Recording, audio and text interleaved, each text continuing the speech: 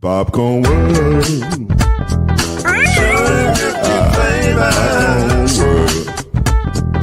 Popcorn World. Yeah.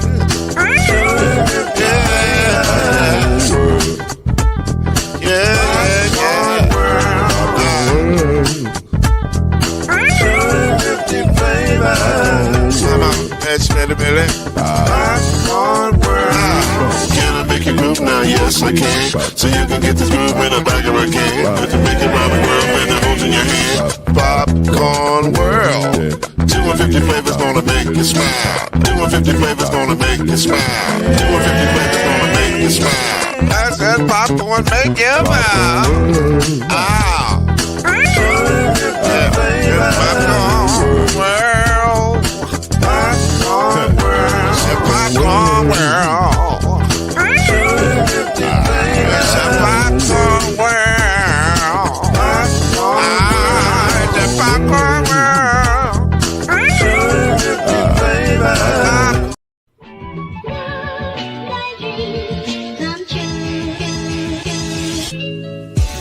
Now it's time for Believe in the ACC with our starting lineup. From Florida State, number 17, Charlie Ward. From Morehead State University, number 50, Lloyd Stan. And from Murray State University, number 2, Kendrick Haskins. Get ready for the best sports show about the ACC in all the land. Believe in the ACC starts now.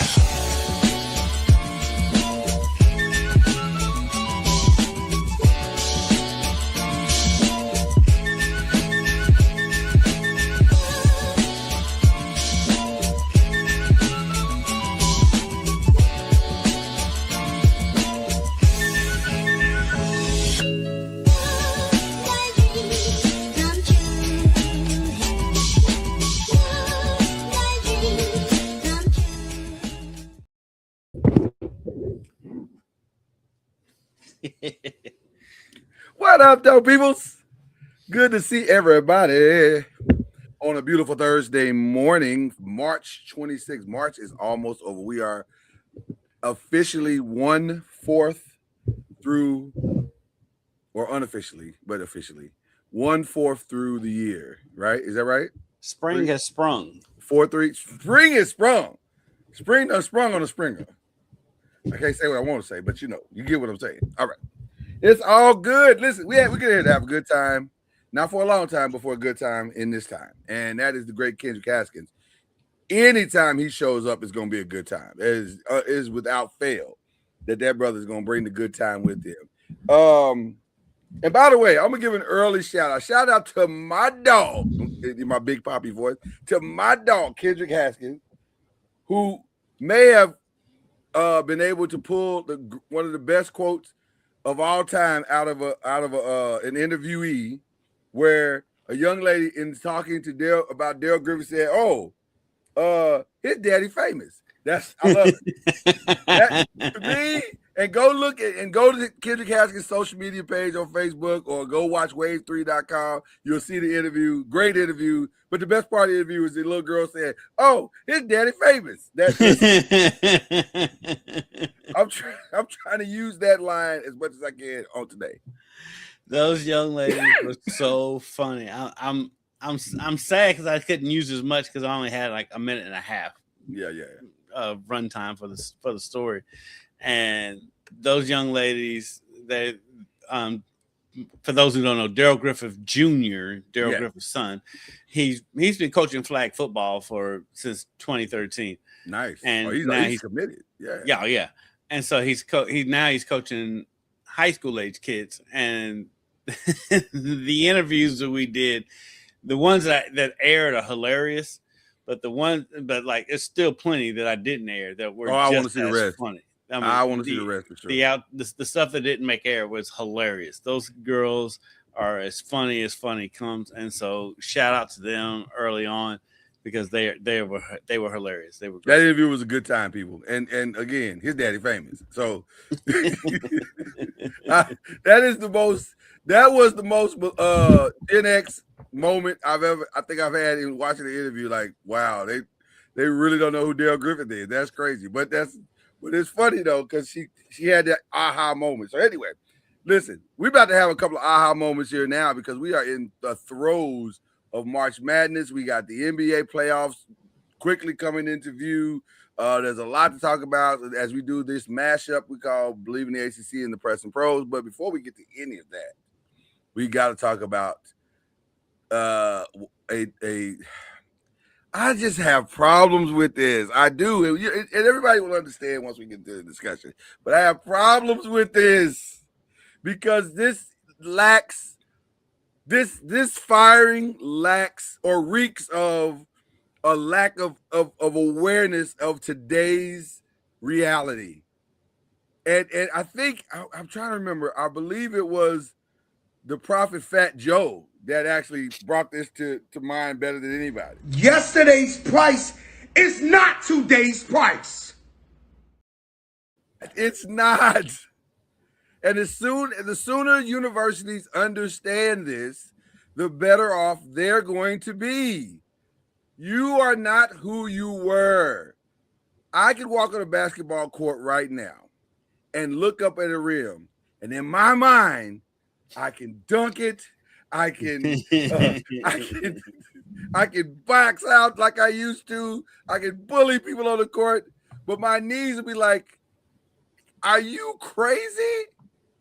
That's not happening." And you know why it's not happening? Yesterday's price is not today's price. To fire Hubert Davis.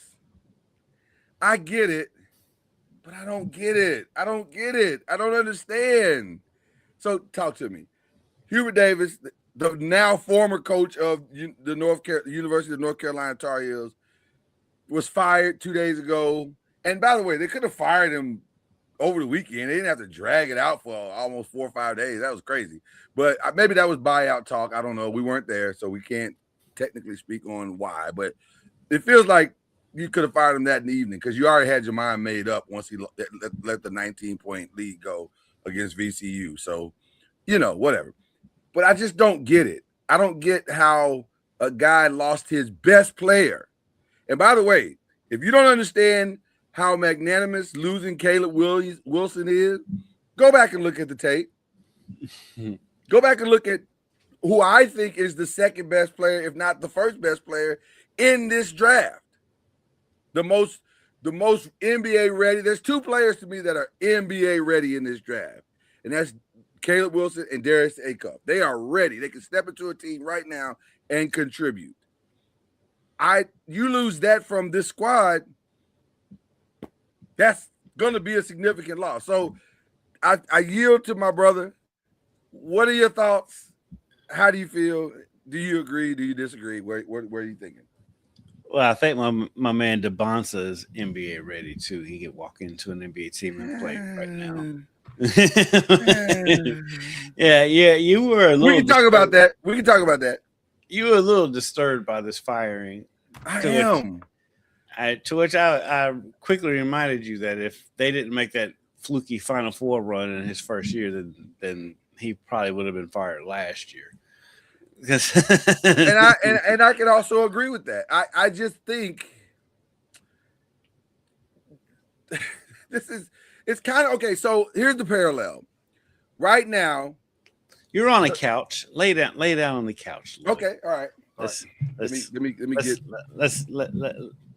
put my mic on. Have a therapy session. Thank you. I appreciate this.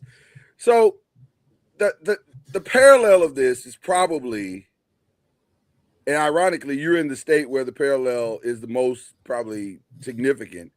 The parallel is that the hordes are storming the gates of Lexington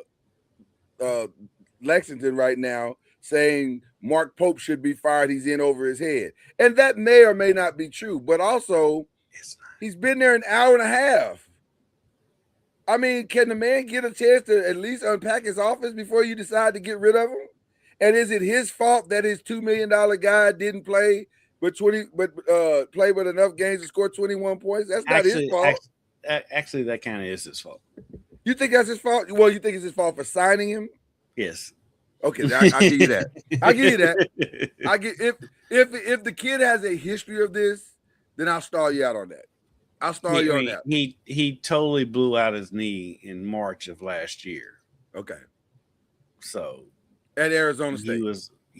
So Jaden Quaintance was not going to play this year. They rushed him back 4 months earlier than he should have come back. He played like 3 or 4 games, and then he was out for the rest of the season.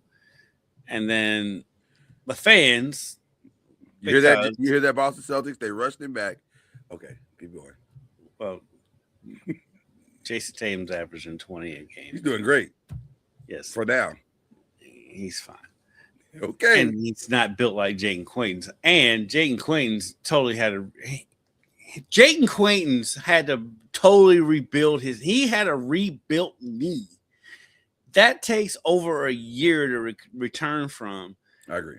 But NIL and like I've said it on the show before, the worst thing that ever happened was the $22 million roster, that figure coming out, because fans, they glom on that. First, as soon as they lose, that's the first thing they go to. They paid $22 million. They paid $22 million. Right.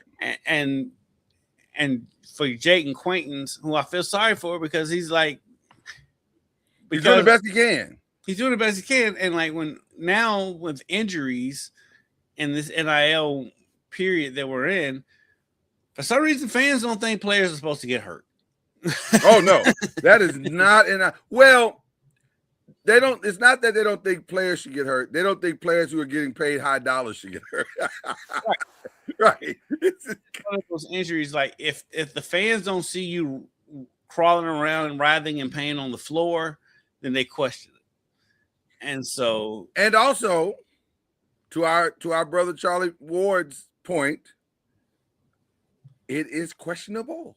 I get it. I get it. Some of them, like with Jaden Quaintance, I think it's outrageous. I think it's outrageous. I 100% agree. And by the way, Caleb did everything he could to come back. He was trying to come back. Fluky thing that happens I think his last injury, or the injury that put him out permanently, was in a practice. It wasn't even in a game. It was like in a practice. Broke his hand or something like that. So we get it. We understand.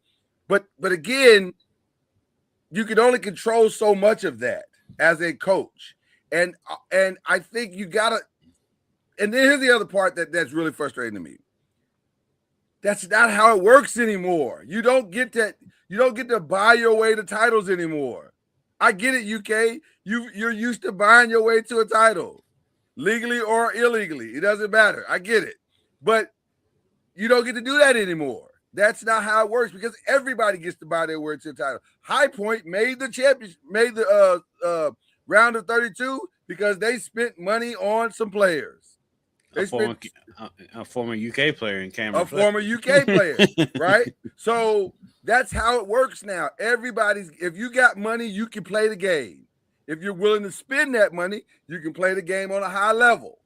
That's how it works. Keep in mind, the potential number 1 draft pick in the NBA this year decided, forget Kansas, forget Louisville, forget Kentucky, forget Duke, forget North Carolina. I'm going to BYU.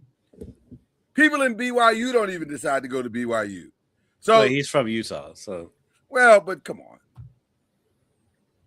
How often does the Utah kid stay home? That's that talented. No, they had Chelsea Clinton. So, but that joke works 100% of the time, by the way.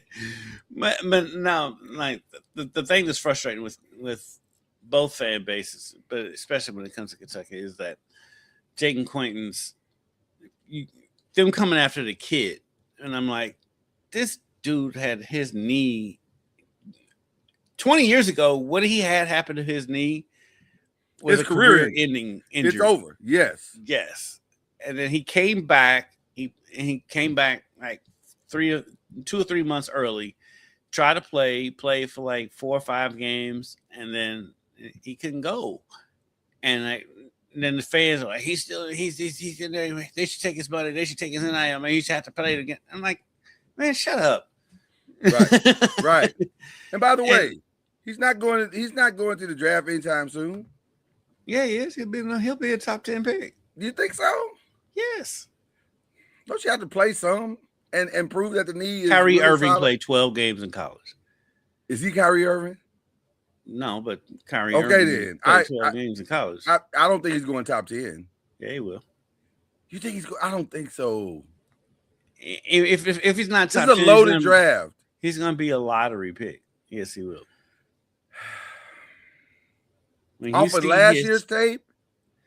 When you see his size, yes, his size, his ability, because what he did in his one good game, he had one good game, he beat St. John's. Yeah. They won that game because of him. Right.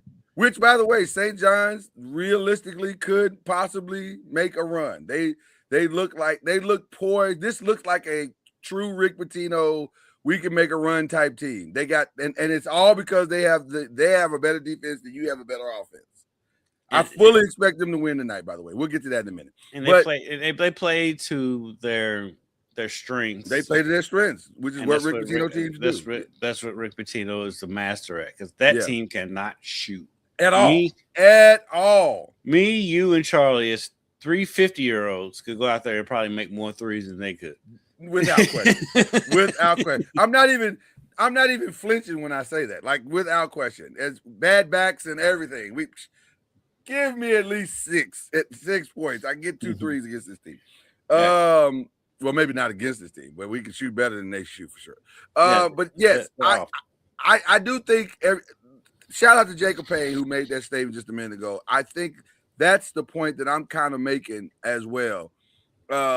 This ain't your granddaddy's UK. Heck, this ain't even your daddy's UK. Right? And this ain't even your little brothers. Because or North Carolina, it's not your daddy or that's not how it works anymore. I think that is the reality check these blue bloods are gonna have to face. And it's one of those things that, like, even when it hits them in the face, a lot of the fan bases don't realize it. Yeah. Mark Pope was UK's 3rd choice. Right. Pat Kelsey was U of L's 3rd choice. Right. These coaches are not, just because you're UK, you're a blue blood, blah, blah, blah, blah. That doesn't mean you get the pick of the litter all the time anymore. UK been chasing after Billy Donovan since Pitino left. Of course, that was the first name that North Carolina people, and by the way, that brings us to this part of the question. I'm going to use my Game of Thrones voice. Who takes the mantle of the Tar Heel? I tried to get that right. I've been practicing that. I could see, with Michael Jordan being involved, I can see Billy Donovan. I can see it, maybe. But even then, though, if they do make that call, they do pull that switch or whatever, I don't think that's a good hire. Billy Donovan been out of college basketball for almost 20 years. I don't either. I don't understand the college basketball obsession with Billy Donovan whatsoever. Well, because he won 2 back-to-back. He won 2 championships back-to-back. But also he won it, like you said, 20 years ago. None of these kids were alive when he won it. So they don't know who the hell Billy Donovan is. Like they don't have any idea. Billy who? Is that the guy that keeps losing with the Bulls? That's who Billy Donovan is in their lifetime. And to his credit, he keeps losing with the Bulls because the Bulls is a poorly run organization. Not even Billy Donovan's fault. Not even blaming Billy Donovan. Right. It's not his fault that they're so bad. Right. I can't put this on Billy Donovan at all. But also, it's not the same game. It's not even the same game anymore. And that's the thing that fans have to start wrapping their minds around. This is not the same game, and you're seeing it. You're seeing it in the tournament right now. Because guess what? Let's get to this part. We're going into the second weekend. Starts tonight, and guess what? There are no Cinderellas. There are no Cinderellas in the men's side. There are no Cinderellas in the women's side. Here's your breakdown for the men: 1 ACC team, 2 Big East teams, 4 SEC teams, 6 Big 10 teams, and 3 Big 12 teams. None of them. And the lowest seed is a 10 seed, Virginia, who, by the way, is in the ACC. Right. And I said 2. I said one ACC, but it's actually 2 ACC teams. Yeah. Yeah, I mean, yeah. The culture of college basketball has totally changed. It's totally And so- changed. And so that's why you see Vanderbilt. Vanderbilt all of a sudden started caring about athletics, and now they're good in everything. How about this? 6 on the women's side, 6 SEC teams, 5 ACC teams, 3 Big 10, 1 Big East, 1 Big 12. And the Big Right. East team might be the most dominant in on their side, and it may not be close. If you go by week 1, they are the best team in. And it's goofy that they're still in the Big East if you think about it. Because Because essentially the Big East is a mid-major yeah, it's when ridiculous. it comes to women's college basketball. Yeah, but Connecticut is no Cinderella by any Yeah. stretch of the imagination, right? But that's what I'm saying. It's not the same game anymore. And guess what? It's only going to become, not to say worse, but it's only going to become. There's only going to be more parity as more teams start to figure out how to make the NIL and they get more creative. And as long as there's nobody who's going to regulate this, and it appears there's never going to be anybody to regulate this, then it's going to be whatever it's going to be. And teams are going to matter of fact, another early shout out to Darius Acup, who signed his Reebok deal. Were you aware that Allen Iverson was one of his mentors?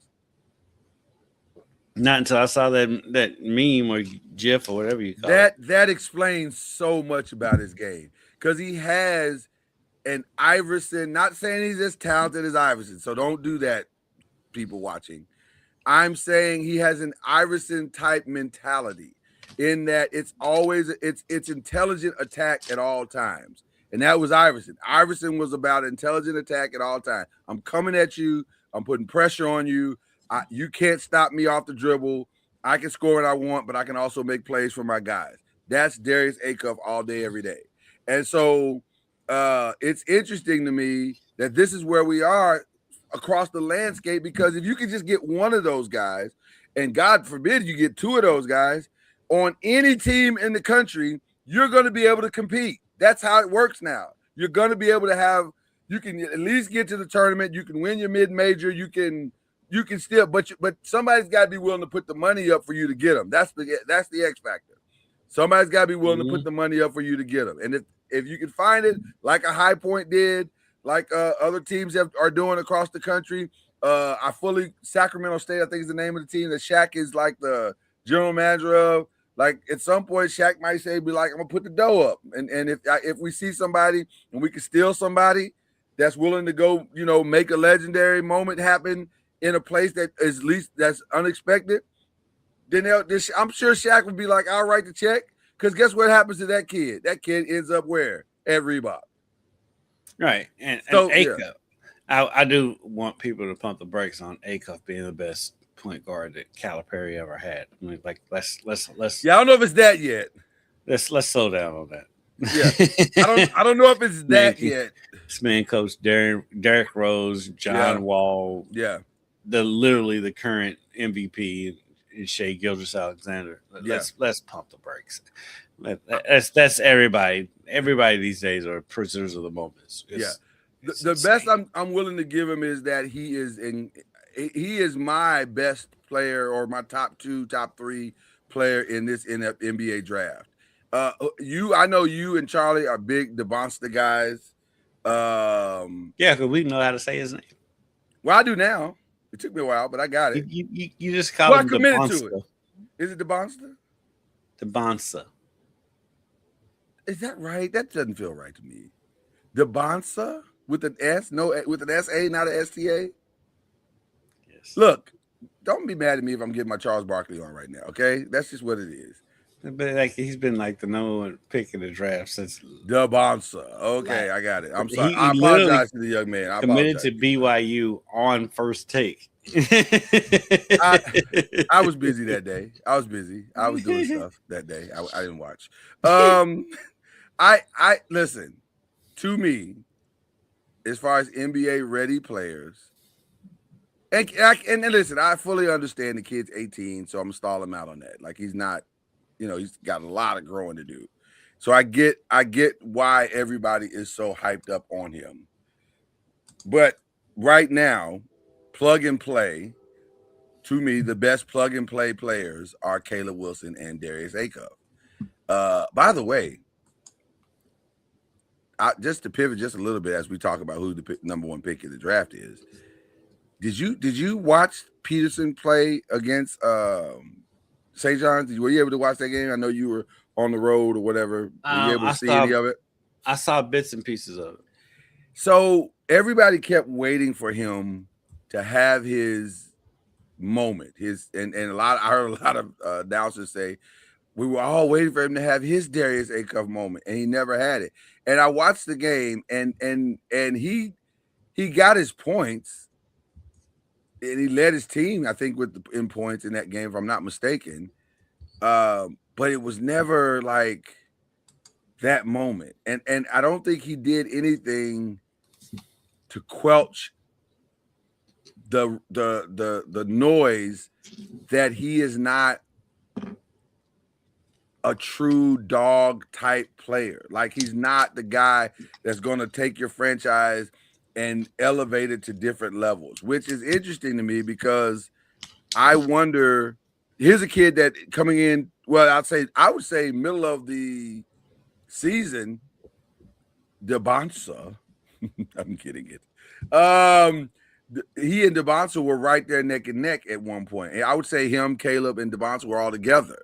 And then all of a sudden, it's like he fell off a cliff. It's like everybody, because he checked himself out of games, and it was kind of a weird, it was a weird atmosphere around him. And again, maybe legitimately checked himself out of games. I don't know. No one knows except him. But it's interesting. I don't think this tournament did anything to help him. But where would you place him in your? I know this is way too early. But where would you place him right now? Is he a top 5? Is he a top 10? Top 5. You have no concerns about the motor, no concerns about the desire. NBA drafts on potential. He'll be a top 5 pick. You still think somebody will bet on him? Yep. Boy. The tape, the one thing that makes me nervous about that kid, what's going on with that kid, is that the tape doesn't justify it. It just doesn't. There's no. But it does. Though. It justifies his ability. It does not justify where you take him. Like if you're taking a top 5 player, you're essentially saying this kid can come in and be a starter on my team right now, and be an impact player. Yeah. I don't. Yes, he's shown that he can do that. He's shown that he can score. Well, I don't know if that's. I don't. But a lot of guys can score. Most of the guys in this draft can score. Dalton Connect can score, but he can't though. He was the SEC Player of the Year, different, and he's done nothing since he got to the. But this dude's averaging 20 a game. He averages 20 points in 29 minutes. Hold on. 44% field goal percentage, 83% from the line, 38% from 3. I don't know. Let's ask a coach. We need a coach. We have a coach? Oh, we do have a coach available to us right now. Coach Charlie Ward is here, the head coach of the Florida A&M University Rattlers. That's a different logo. Hold on, we gotta spot that logo. That's different. I think I saw that on somebody else the other day. Is he trying to hail a cab? It does have like a. It's like he's hitchhiking. He's trying to get to the championship. There you go. He's trying to get to the money. To the money. The money. And those LeBron shoes. He's trying to get to those. Yeah, he's trying to get those LeBrons. Also, you got those yet, Charlie? He got the other ones. He didn't get the ones he played in. No. He got the other ones. Now the other ones, to be fair, are very nice. They are. He got the other ones. He got the other ones. He didn't get that. What do you have to do? We need a meeting with LeBron immediately. What do you have to do to get? He's got that. He's got gout in his elbow right now. He does not have gout. That's not true. That's not true. Ladies and gentlemen, that's not true. I don't know why. They're winning. They're winning. They are winning. We're gonna get to that in a minute, Charlie. We're gonna definitely get to that in a minute because I don't know where Kendrick is going with that gout thing. But they're beating a lot of. No, they're not. No, they're not. No, they're not. Don't do that. Don't do that. They're beating playoff teams. They're beating playoff teams. Every team they beat is a playoff team except for one. The Pacers are not. Except for one, I just said. And they lost to the Pistons. That's a playoff team. They're actually number one in the Eastern Conference. Cade Cunningham has a collapsed lung and did not play in the game. You know what? You know what this is? You know what this is, Charlie? See, he can't talk about his Grizzlies at all. Matter of fact, shout out to John Morant, who's done for the year. So job been done for the year since January. Oh my God, John has been done for quite some time. Anyway, we digress. Charlie, we're gonna back up a little bit because we love getting your opinion on these things. Hubert Davis, what are your thoughts on the firing? I think he's a byproduct of the times that we're in. Yeah. If people don't see progress in their eyes in the sense of trying to move the program forward, they don't care. Hold on, Charlie. Are you in a safe space? He's in an airport, so okay. I just heard something that was halfway between a door opening and a screen for help. So I didn't know if you. All right, there you go. You're fine, Charlie. I just want to make sure you're in a safe space, brother. Okay, let's go. Yeah, I mean, all right. Like sometimes they don't care if your best players aren't playing. Yeah. They don't take some of that stuff into account. And I mean, for you to have, we've seen guys get let go or coaches get let go while deeming to have some success from a record standpoint. Mm-hmm. But they're letting coaches go based on where they expect them to be going. So I want okay, so stay there for a second because I want to ask you this. Are the expectations now of North Carolina reasonable? Are they reasonable right now? So the challenge is trying to get someone, now they're trying to get someone that's going to move them in a positive direction in their eyes. And what I mean by that is, North Carolina had a decent year this year, but they're looking at Duke. They should be at the top of ACC. They shouldn't be losing in the first round of the tournament to the lower seed in a sense. Right. So that in their eyes, they're going to be looking for someone that can help them move in a direction that they feel is beneficial long term. And as we've seen before, sometimes it works. Sometimes that's exactly right. And by the way, your well, he was never your teammate, but I'm sure you know him or whatever. But Kenny the Jet Smith, in my humble opinion, would be an awful hire, equivalent to Kenny Payne. He'll get the players. He'll get players. He's in his 60s. Well, I don't even think it's an age thing. I just don't think Kenny has phenomenal relationships. Everybody knows that. Stephen A. Smith threw him out yesterday. Kenny, you're right. Stephen A. Smith threw out Kenny the Jet Smith as the guy to succeed Hubert Davis, which I thought to myself, that is ridiculous. Because does he have great relationships? San Antonio. Who will be taking a carry-on bag if the city buys for? So Charlie's not going to San Antonio. He's not going to San Antonio. He's not going to San Antonio. Does Kenny have great relationships throughout the AAU circuit? Absolutely. He probably knows every high school coach from New York to LA. Like, I get it.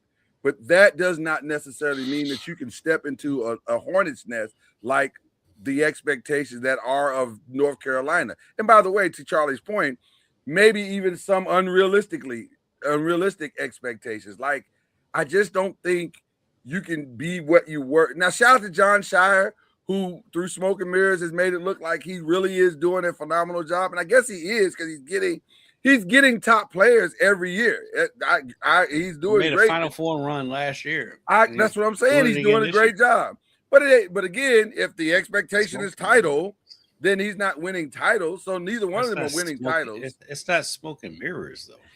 Well, I mean, it is kind of, because because again, it's expectations. Everybody wants title or bust. Yeah, but he's got he's had the top 5 player in the country. Right.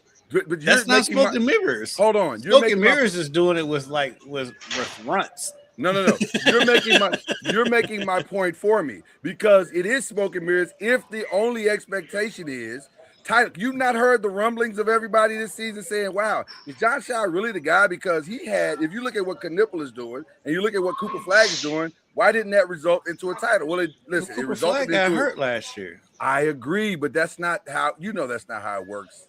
Also, Kendrick, that's not how it works. But also, they were good there at Duke, but they were young. And you're going to keep fighting the same thing each and every year. You bring in top-tier talent. These guys are young. You may have once-in-a-lifetime Carmelo Anthony. That may not happen again, where right. a young guy come in and just take over the tournament. They may or may not, get there this year, just because teams, the injury, and the teams that they're playing are good as well, and so they found a way to get to this point. But I wouldn't say it's title or bust. And I heard a coach say, one of the things that you want to be is consistent and giving yourself a chance each and every year to win the title, because you may get there 4 or 5 times and you may not win it you may win it one time out of 4 or 5. But the goal is to at least get the consideration each and every year. Good to Hawks jersey, you're now welcome to board theater. Wait, 837 for. You know what's funny? The perfect example of that is Tom Izzo. Like he as many times he's been to a Final Four or Elite 8 or whatever, if you look at the realistic record, he's only won it one time. But I guess what I'm saying is, you and I know that, Charlie knows that, we all understand that, we all think with a rational mind. The fans who many times drive the narrative for a lot of these board of directors or boosters or collectives that have now come together, they start to say, well, John should have, why can't, guaranteed, it is inevitable that if he loses to St. John's tonight, the noise is going to get louder for John Shire. And it shouldn't, but it will. I don't think it will. It absolutely will. They went to the Final Four last year. What does that have to do with anything? Everything. With unrealistic fans. When have fans been that rational? If that's the case, with you Duke live in the fans, state where it's never that rational. Yeah, and I laugh at them too. Right. Because I think they're goofballs too. Right. Duke hadn't won a championship since what? I think it's 2016, with Coach K 2017, yes, or 2018 maybe. 2016 or 2017, I think it was. But that's my point. It's not the same. They lost to Princeton when Coach K was at Duke. And that's the point that we're all making. Fans got to stop. Everybody's got to stop and take a step back and say that's not how it is anymore. Those factions of fans have always existed. It's just now they have a voice because of social media. That's my point. Yes. But like Kentucky, for example, they've been on the drive for 9. We're going into year 15 for that. Right. Because they ain't won since 2012. This is the longest drive ever. Right. Jesus, You could have drove to Tokyo and back. Around the world at this drive. But if fans' expectations, they're always going to be out. There's always going to be that faction of fans whose expectations are out of whack. But like with John Shire, like he's fine. He should be.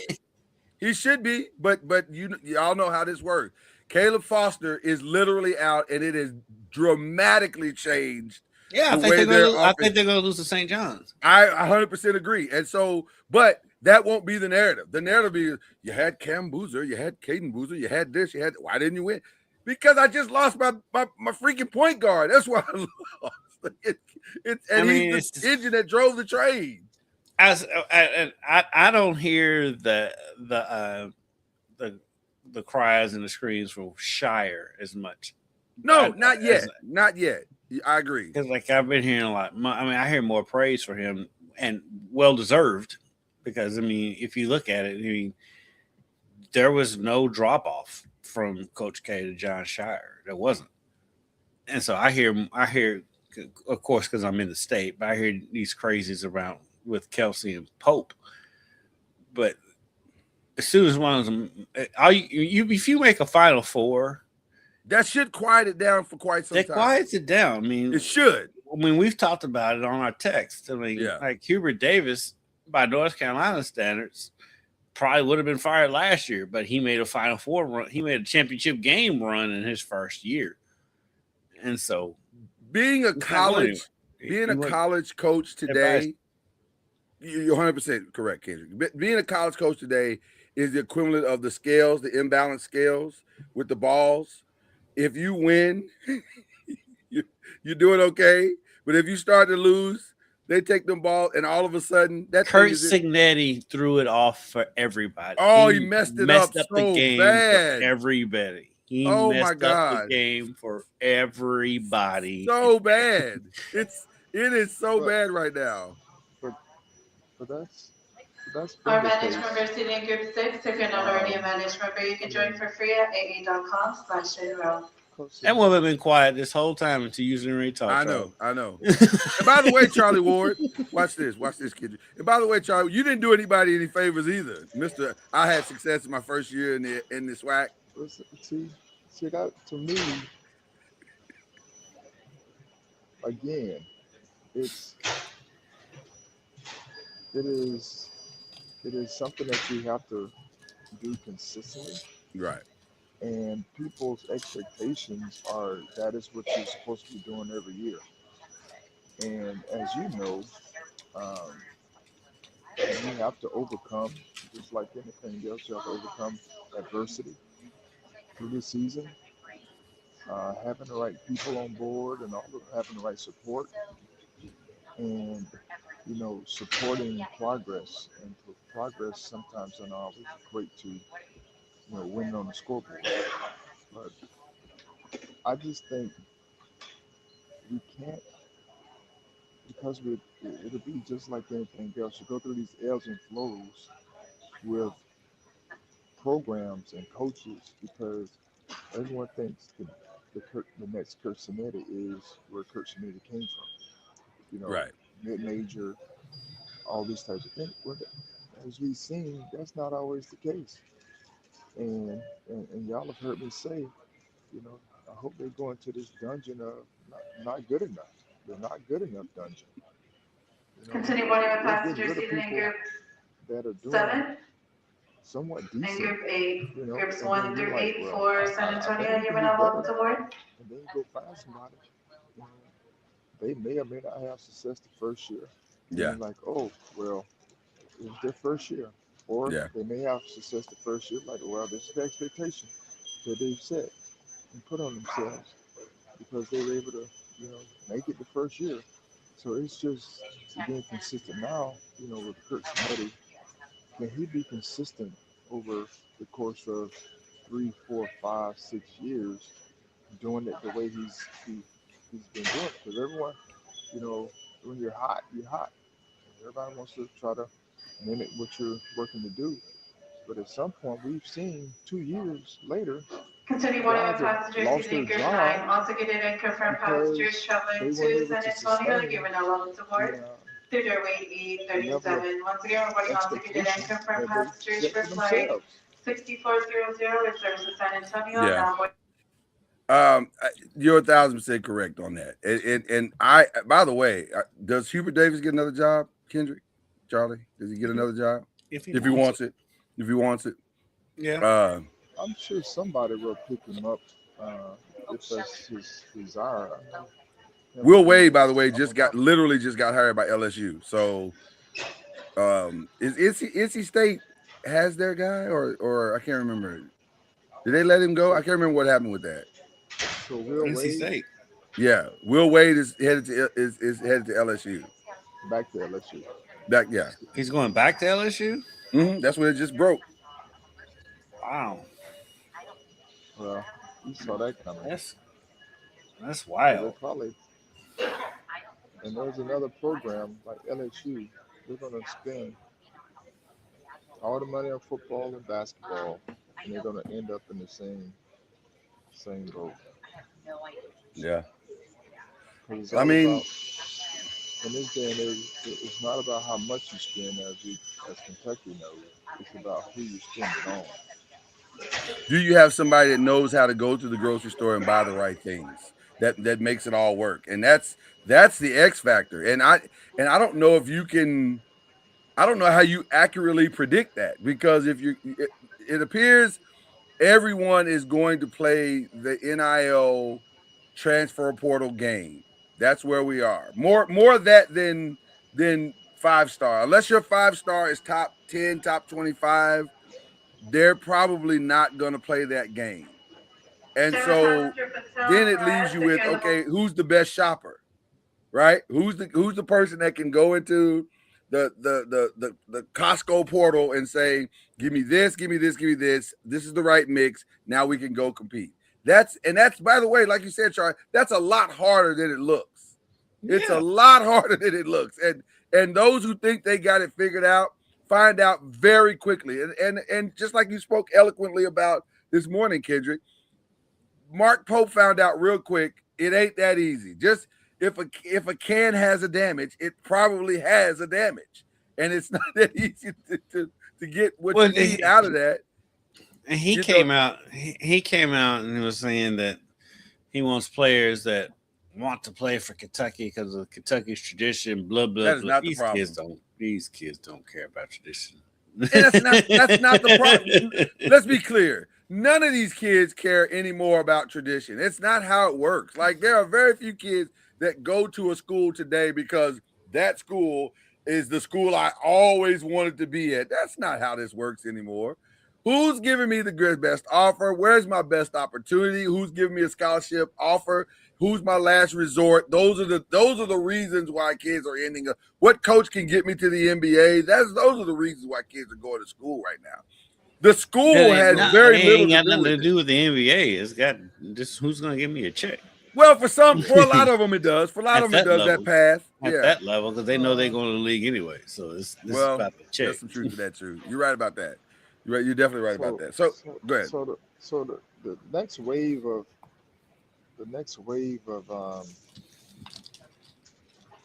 student athletes we should be admiring is guys like Bruce Thornton at Ohio State. He is the leading scorer in Ohio State's history. Last call for passenger for Probably not because he's the prolific scorer. It's because he stayed to school for long. Stay forever. Right. Hey. So can't like that dude in the NBA. It's not gout. It's not gout. It's not.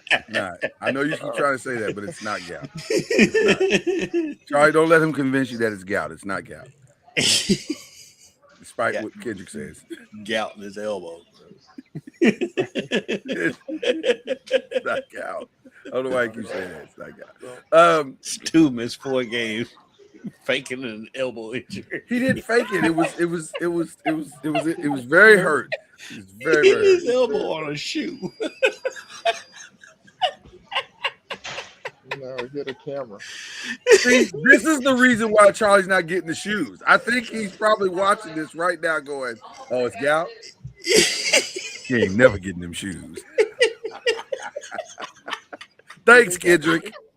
It's the rattler heads on it. Right, with the rat. We want the ones with the rattler head on it. This guy's over here mucking up the waters. Thanks, Kendrick. It's dude missed 4 games hitting his elbow on a shoe. You know what? Let's move on. Let's move on. We've got to move on. Okay, so games tonight. We It's got opening day in the MLB tonight. Yeah, we're not doing that. No, last night. It was last night. Yeah. It was last night, but Yeah. it was a couple games. For Tonight's the full schedule. Yeah. So we got Duke and St. John tonight. No, tomorrow. That's tomorrow. I'm of the opinion that St. John can win that. There's gotta And be games relatively, tonight, There's gotta be games tonight. Oh yeah, there's games tonight too. But I'm just going down the Duke and St. John tomorrow. That's our ACC, and then I'll go get the ACC games out of the way first. So, I'm of the opinion that St. John's has a more than better chance than getting that one, because if they bring the same defense they brought to Kansas, it's going to be really hard for Duke to. Now, can Cam Boozer, to Charlie's point, overcome it? They don't lose. That's what Charlie said. They don't lose. Them Boozer kids don't lose. They found a. There's guys have found a way to win all year. Okay. And it'll be, I think they're going to lose, but I don't know who they're going to have to contain him. Right. St. John's. I know they play a certain style and what have you. If they can get to the guards, that'll probably be their best chance to win. But if it's some semblance of a half-court game, Yeah. then it's going to be tough for St. John's. With Patino, he'll take Cameron Boozer out of the game. He will. Whatever Boozer get, it's going to be because he's that good. But the secondary guy is who Patino teams generally put the pressure on. That the secondary guy has got to be the guy. So it could be the other Boozer kid. It could be who is that? Right. It's exactly. It's got to be Caden. No. It doesn't have to. It could be. I think it's got to be. It could be Brown. It could be Malik Brown. It could be Dame Sarr or Isaiah. Look for one of these three: Isaiah Evans, Dame Sarr, or Malik Brown. If Duke wins, one of those three is going to be the one. It's not going to be Cameron Boozer. It's going to be one. No, it's not going to be Cameron Boozer. It's going to be his brother. I think they're going to put so much pressure because his brother's got to be the one to the pressure's going to be put on him, because they're saying, okay, nobody else can beat us but Cam Boozer. That's what Rick is saying. Nobody else can beat us but him. Everybody else.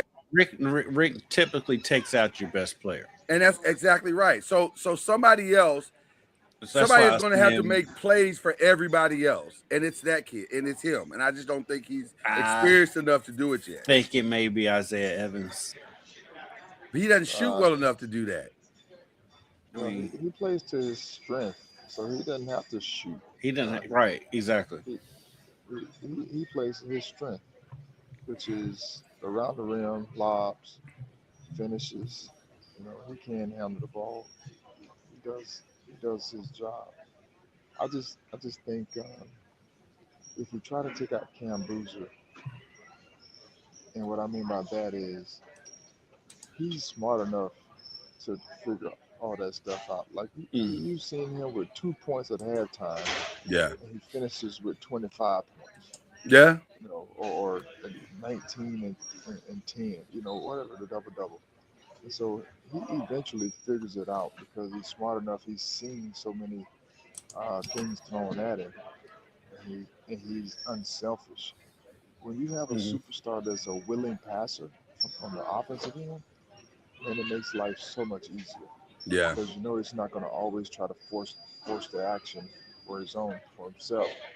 He recognizes those things, so it has to be strategic.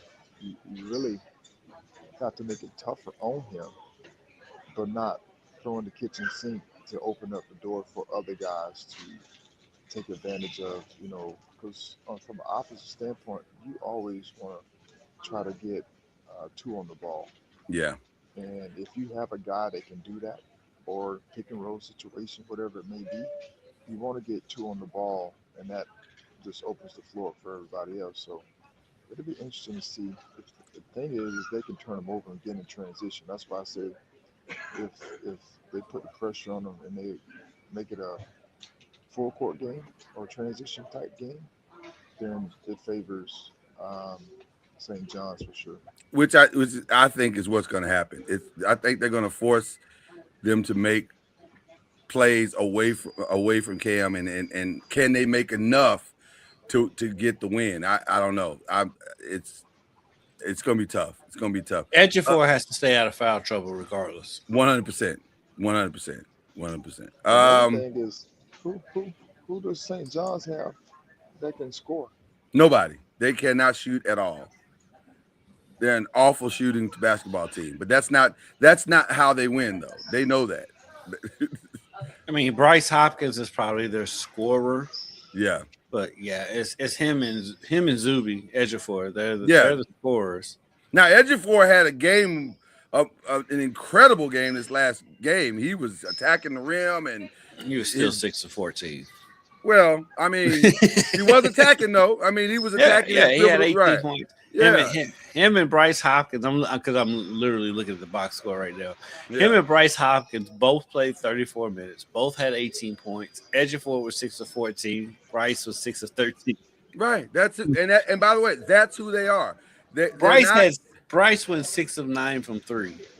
They're not consistent baskets. They're not consistent baskets. They're timely baskets.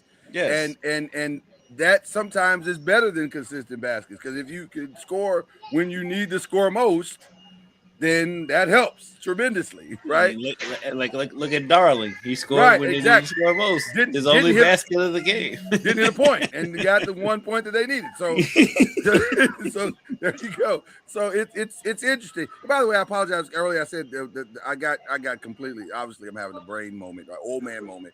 We owe. The 10th seed is over on the women's side with Virginia, not on the men's side. So I apologize for saying that, but that's our ACC game. So hopefully it will go well for Duke and for our benefit. Although from a nostalgia point, I kind of like seeing Rick win. It's kind of cool. The other game, now the games tonight is Arizona, Arkansas. They got the 8:45 game. I'm gonna be honest with you. This just comes down to one or two things, and it comes down to, can Arkansas's bigs slow down Arizona's bigs? If they can't, then they're gonna lose. Cole's gonna have to be big in this game for Arizona. This is the game I think where Cole Peak is gonna have to shine, because they're even at pretty much every position. So I think Cole Peak's gonna have a big game. I don't think Arizona has an A-cuff plan. He's going to do what he does. But Braden Burries is good too, though. Braden is good. I just don't think he can stop him. I don't think he can slow him down. I just think he's just got to try to match energy and keep his guys in it. Get his guys the ball, do your thing, and play your game. Don't try to match him 3 for 3. Don't try to shout. Just go do what you do. I think A-cuff will win the match. 100%. 100%. But I think Braden Burries can keep it close enough to where it offsets it. An assist is as good as a score. So if you can get 7 assists, if they get another game from their big man Krivas, then it won't be close. Like he had against you. I mean, granted it's Utah State, but still, if Krivas has another game like he did, then let's go ahead and put them in the Elite Eight. Yeah, it should be a great game tonight. The other one is Texas Purdue. I'm shocked. I'll be honest with you that Texas is even there, but they are. and Only reason why that game is on national TV because it's the tournament. well, listen, yeah, and they put all the games on. That's exactly right. And not watch that game. And the same could be said for Iowa and Nebraska. I don't like this old Big 12 matchup. Yeah, Iowa and Nebraska. Now Illinois Houston will be good. That'll be good. That'll be good. That'll be a nice one. That'll be okay. What's going on here? Because Illinois has shocked everybody. They've come out the gate on fire, and I'm like, oh, man, Illinois is one of those teams because, like, when I saw them early in the season, I'm like, okay, this team is legit. But then they started doing Illinois stuff. Yeah. Which, by the way, I think this is a rematch of. They played early in the season, I think. Well, I mean, but even in the tournament, I think they played last year or the year before. Am I right about that, Charlie? Or y'all remember that? Kentucky beat Illinois last year. Illinois and Houston has played before in the tournament. I just don't remember when it was. Maybe it was 2 years ago. Houston, it seems like Houston has the exact same path in the tournament every year. And so somehow they end up playing Illinois, or they end up playing what's the other team they always playing that they end up battling against? Oh gosh. So I'm looking at Houston's. It'll be a good game because Houston's gonna be Houston. Houston's gonna be Houston. That's a great line. You know, they play their own style as well. So it'll be a match of like whose style can win. Yeah. Illinois can shoot the basketball, everybody. And got the Everson brothers. Yeah. Houston is just, they are who they are. Yeah. They play hard. They got really good guards, bigs, like Coach Sampson. So why are you shooting that shot? We don't need you to shoot that shot. We don't need you to shoot that shot. That's hilarious. So they just start doing what they do. Yeah. Houston's got grown men. They are. I'm a grown man, dog. They not calling nobody delicious. No, they're not. They're not grown men. They calling them grown men. That's facts. That's facts right there. Iowa State and Tennessee will go off on tomorrow as well. That should be interesting. Although I think everybody's as surprised to see Tennessee in this matchup as anybody. And then the other game tomorrow, the last game, is Michigan, Alabama, which I'll be honest with you, I'm a little shocked at that one because I thought Alabama was in such turmoil that they wouldn't be able to find themselves. And not only have they found themselves, but they have rallied. Now, they have been the benefit of great scheduling also because they got Hofstra and they got they got Texas Tech, so that helped out. They didn't exactly go through Alabama didn't exactly go through a gauntlet to get here. But athletically, they match up athletically with to be able to play Michigan. Look, I was big on Alabama early in the season. I'm still scratching my head to like what happened with this team. I do think that experiment with when they brought the guy in from the G League, I think they kind of threw off their chemistry and rotations or whatever. It did. But I was high on Alabama earlier in the season, and it looks like it's coming back because like fine line. Right. He's as good as anybody in the backcourt, and so I think that game's going to come down to the end. Michigan, Alabama, because Alabama has the horses to run with Michigan. Absolutely. I would not be surprised if Alabama pulled off the upset. It could get interesting on that one. Let's jump over to the women's side real quick, where we got some potential matchups and also matchups. Go ahead, Charlie. Has Michigan lost by less than double digits? I don't think so. I think Michigan is won. Have they won by less than double digits? No, Michigan has played as well as anyone has played, if not better than most ones have played. But they played Howard in St. Louis, right? So we gotta also look at that. So that's in the tournament. Yeah. Before that, Yeah, man, the Big Ten tournament. Michigan's been phenomenal all year. Michigan blows people out. They don't win. They don't play close They've been games. consistent. Yeah. They've been consistent all year. Yeah. It's a reason why. Yeah. They have guys that can get things done. 100%. On both ends, and so they're playing at a high level. So it'll be interesting to see if they can keep it up. But they've been consistent all year. Yeah. Which brings us to the women's side. The sacrificial lamb for tomorrow for the ACC, North Carolina, and UConn. And by the way, we got to address the elephant in the room. I forget the name of the coach of Syracuse. God bless her. I understand her complaint. I get it. And she's not, in theory, wrong. It feels I can see how it could feel like an attack.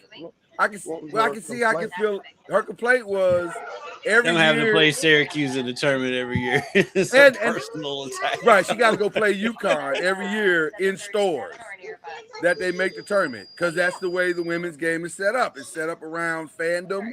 It's set up around if you get the number 1 seed or you get a top 4 seed, then regionally they go to the most attractive locations, and so stores is consistently where they end up going, and Syracuse is closer to stores. So I get her complaint in the sense of theory, and also it's what it is. It's your game, and so you got to figure it out. Like it probably does suck to have to know that you're going to probably be out either in the first or second round every time you play. That probably does feel awful. And also, that's how the game is. So I can't really get all the way on board with what she's saying. Well, because the biggest thing is like, why would the NCAA have a personal vendetta against Syracuse? Why?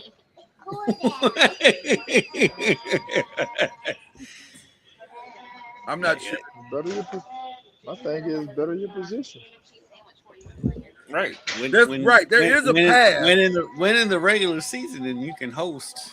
There is a path. Now, by the way, she has a freshman young lady that's really good. So I think she's starting to hopefully put the pieces together to maybe have something so that she doesn't have to keep experiencing this. But until you finish putting your team together, this is the experience you're going to have. Like, you got to figure it out. So yeah, I mean, as long as you're located where you are, you're probably going to be lumped in with Syracuse. Lumped in with UConn. But also, take umbrage. North Carolina's going to get the same beat down y'all just got. So it's fine. It's not you. It's UConn. Right. So there's that. UCLA will play Minnesota tomorrow as well. One of the games I'm very much looking forward to is Notre Dame Vanderbilt. I'm into every Hannah Hidalgo game. Listen, every game she plays, I want to watch. That Notre Dame Ohio State game was outstanding, and I thought for like a half a second, Ohio State's point guard, because she came to play. It was just Hannah is just. She is like I don't even know how to describe it. It's just she's so in your face for 40 minutes, and she's as dynamic defensively as she is offensively. It's really impressive. You can't dribble the ball around Hannah Hidalgo. No, if you don't protect the ball, she's taking it. She's taking it in open court. She's taking it. Every single time. I love watching her play. But I am curious to see how she and Michaela Blake lock up tomorrow. I'm gonna be right there in front of the TV for that one. And then Duke LSU got the late game tomorrow night. Duke's defense versus LSU's offense, basically. Can LSU? I think I like LSU. Pull it off. I like LSU in that. You like LSU in that one? I think so. Charlie, you agree with that? Duke over LSU in that one? Oh no. Or LSU over Duke in that one, I mean? I like Duke. I don't know. I like Duke. Of course, I like the coach.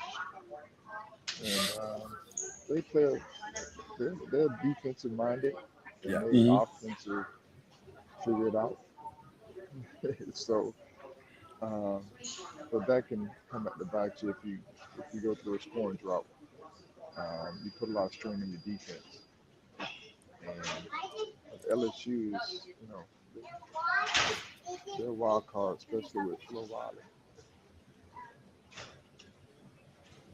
Out of 10, how many notes has Gino sent Kara over Kilmalky's coaching style? Out of 10. If you had to guess. Because she's called. I don't think Kara's called. You don't think she's called?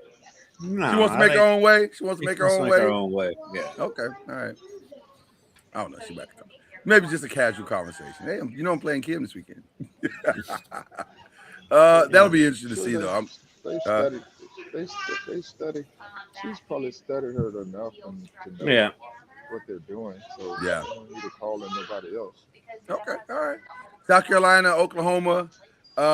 They got the Saturday game, as well as Texas and Kentucky. Shout out Peyton Burhost. Yep. And then the other two ACC teams, TCU and Virginia, they have TCU Virginia has the late afternoon game. Louisville, Michigan has the early game on Saturday. That'll be a good one.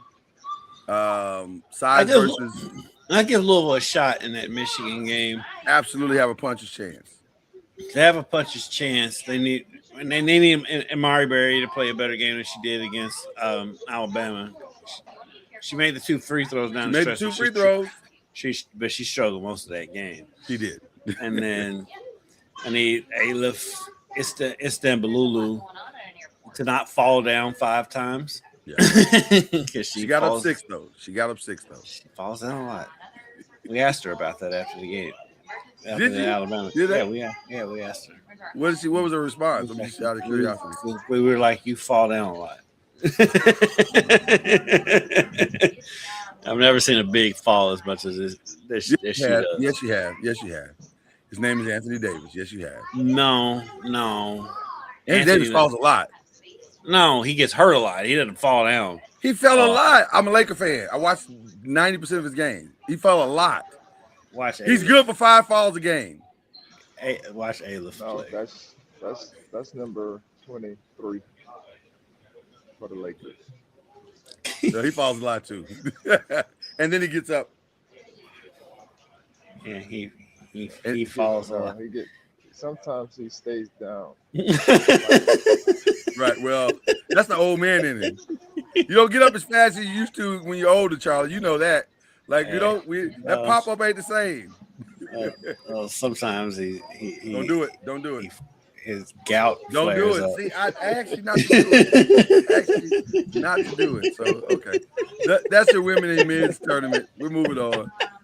Actually, we're not. We're moving on. We're moving into the NBA. Well, Kentucky has to play Texas in Fort Worth.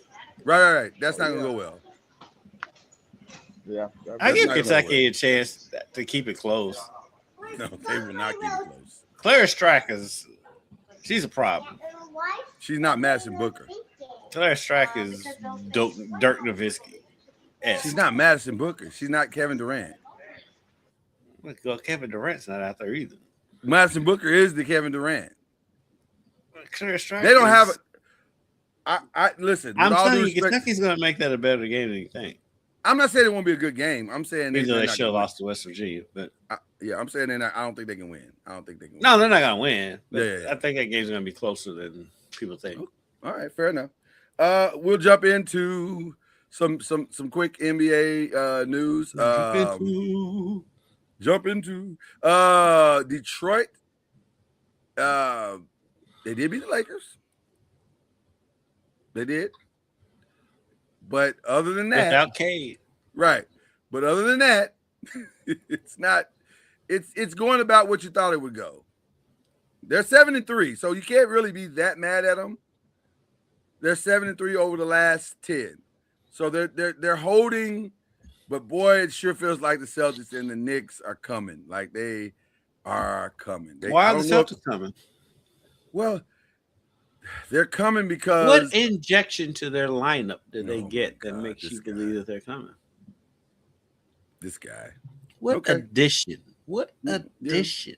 Mm, Was there an addition? it's the all Celtics? fun and games until Was it's there not. an addition to the Celtics lineup that gives you belief that they can win the Eastern Conference? No, that's not the reason. It's not the sole reason that they're coming.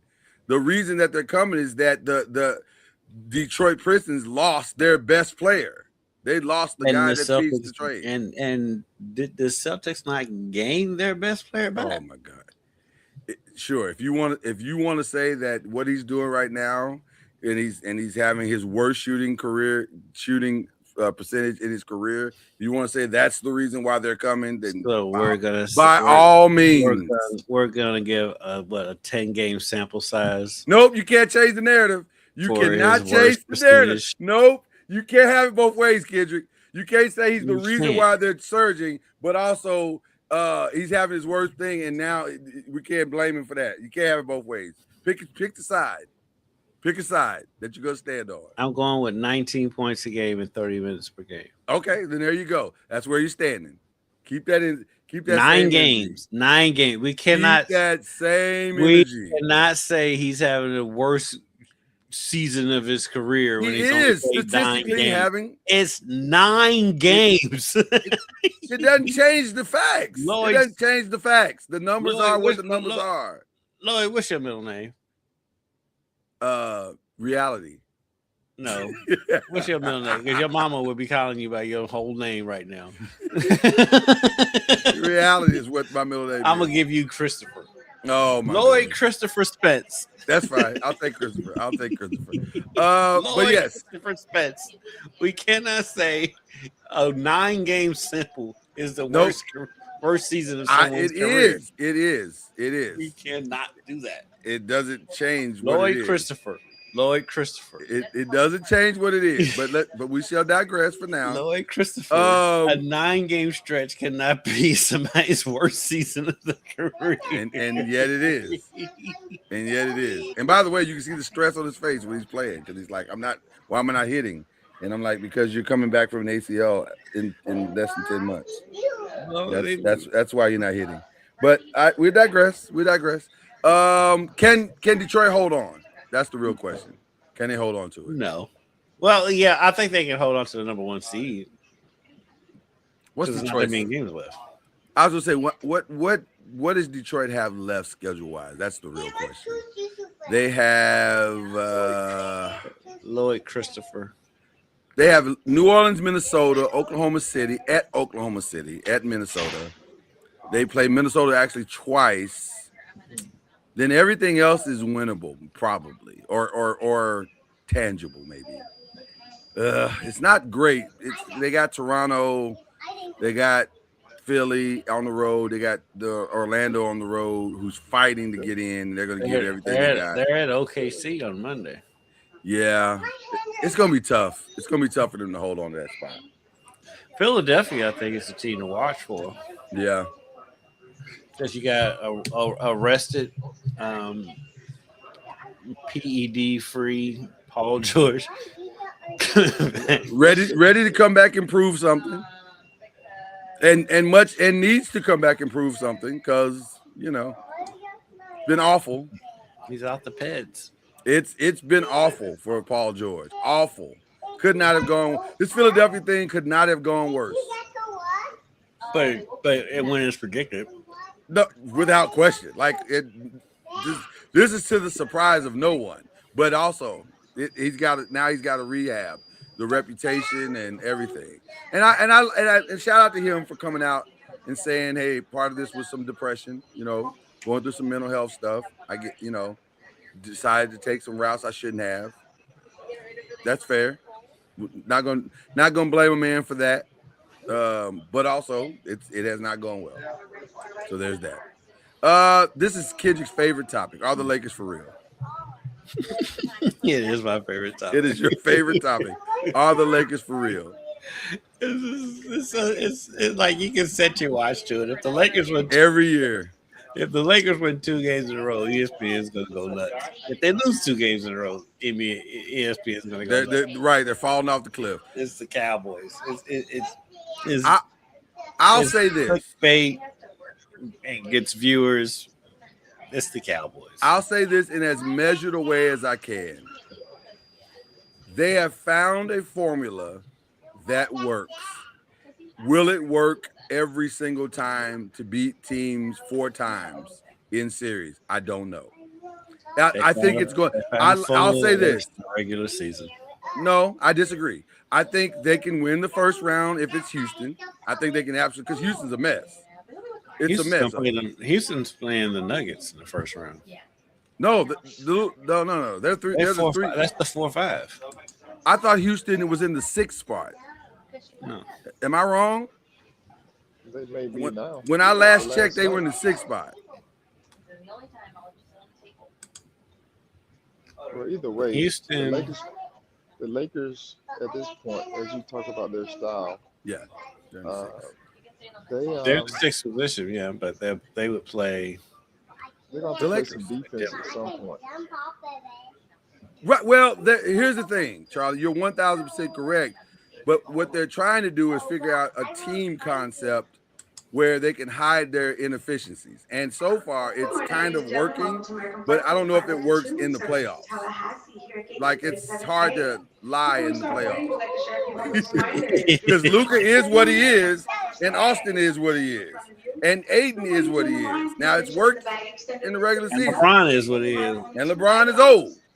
So it's worked in the playoff. I mean, the regular season.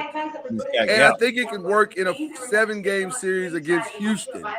Notice I just said Houston. I didn't say anybody else. Because I think Houston's got its own set of problems. But man, I don't know. I don't know if it can work past the first round. I just being honest. I don't know if it can work past the first round. But it's working right now, so, they're probably going to lock, barring a total collapse, which their schedule says they shouldn't have, they'll end up in the 3. Now, if they end up in the 4 and they have to play Minnesota, that could be ugly, because that's who put them out last year. So I don't know. That man, Ant, when he comes back, he's the wild card. He is. Get rid of the board. Well, we're gonna miss you, Charlie, and we're gonna definitely miss the lady behind you. She's awesome. And that baby. That baby is amazing. Thank God for that baby. Yes. Thank you, baby. Thank you, baby. Have a safe trip, sir. Wherever you are going, and we appreciate you jumping on with us as always. May the recruiting land be bountiful for you. Yes, and also if you get lost, just look down on your shirt and do exactly what that rattler is doing, and you'll probably find your way. You can get it right. Appreciate you, brother. All right. All right, brother. The great Charlie Ward, ladies and gentlemen. Always a good time. Always. And his background is as much a character in our show as anything else. It's always a good time. Facts. All right. So yeah, I don't know. Let's talk about your Lakers some more though, because they're funny to me. Well, again, like I said, I think it's working, but I don't. Does it work in a 7-game series? Let's say this: it hasn't. So we'll see. We'll see. It hasn't. It's the same thing year in and year out. If the Lakers win 3 games in a row, ESPN's like, "Oh, they're for real." Lakers lose 3 games in a row, which is, by the way, the normal ebbs and flows for any team. I don't know about that. That's not true. This is not a 3-game winning streak. This is like a 9-game winning streak. That's not normal. Teams don't win 9 games in a row. You know that. You're Grizzly fans. You know that. They lost to the Pistons without Kate Cunningham. They did. And also they beat the Nuggets. Full strength. The Nuggets, though, if we being honest, the Nuggets are a very weird team because the Nuggets They fly under the radar because they're the Nuggets. The Nuggets will lose to anybody. You and I are the only two voices I hear in the zeitgeist of media saying this. I don't hear anybody else say that. Everybody else, oh, Nikola Jokic, oh, Jamal Murray's got 53. Okay, yes, but also they'll lose to the Grizzlies in a heartbeat. They'll lose to the Pacers in a heartbeut. It does literally, you just said that. They lost to the Grizzlies last Wednesday. That's all I'm saying. So now, granted, they've won 4 straight, right? But the 4 straight against Toronto, Portland, Phoenix, and Dallas. They lost, but before that, they lost to the Grizzlies. They lost to the Lakers in overtime. Yeah, they lost at OKC. They got beat by 39 at New York. Wow. Yeah. They will lose to anybody.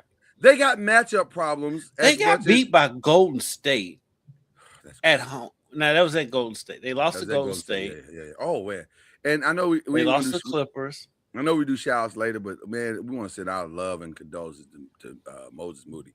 Crazy injury. That was a crazy. I've not seen it, and I will not. Don't watch it. It's the weirdest thing you've ever seen in your life. It looked like something out of a movie. Remember the 6 man? Remember Kadeem Hardison in the 6 man? Mm-hmm. How he just kind of, for whatever reasons, just passed out, and it was like, what just happened? That's what it looked like. He was going up for a dunk, and it was the weirdest, craziest thing. How about this for an oddity? Okay. The Nuggets, who we just said will lose to anybody, lost at home to both Charlotte and Atlanta by the exact same score. 110 to 87. Wow. But that's the Nuggets. That's who they are. The Nuggets will lose to anybody. That's who they are. The Nuggets lost at Brooklyn. Yeah.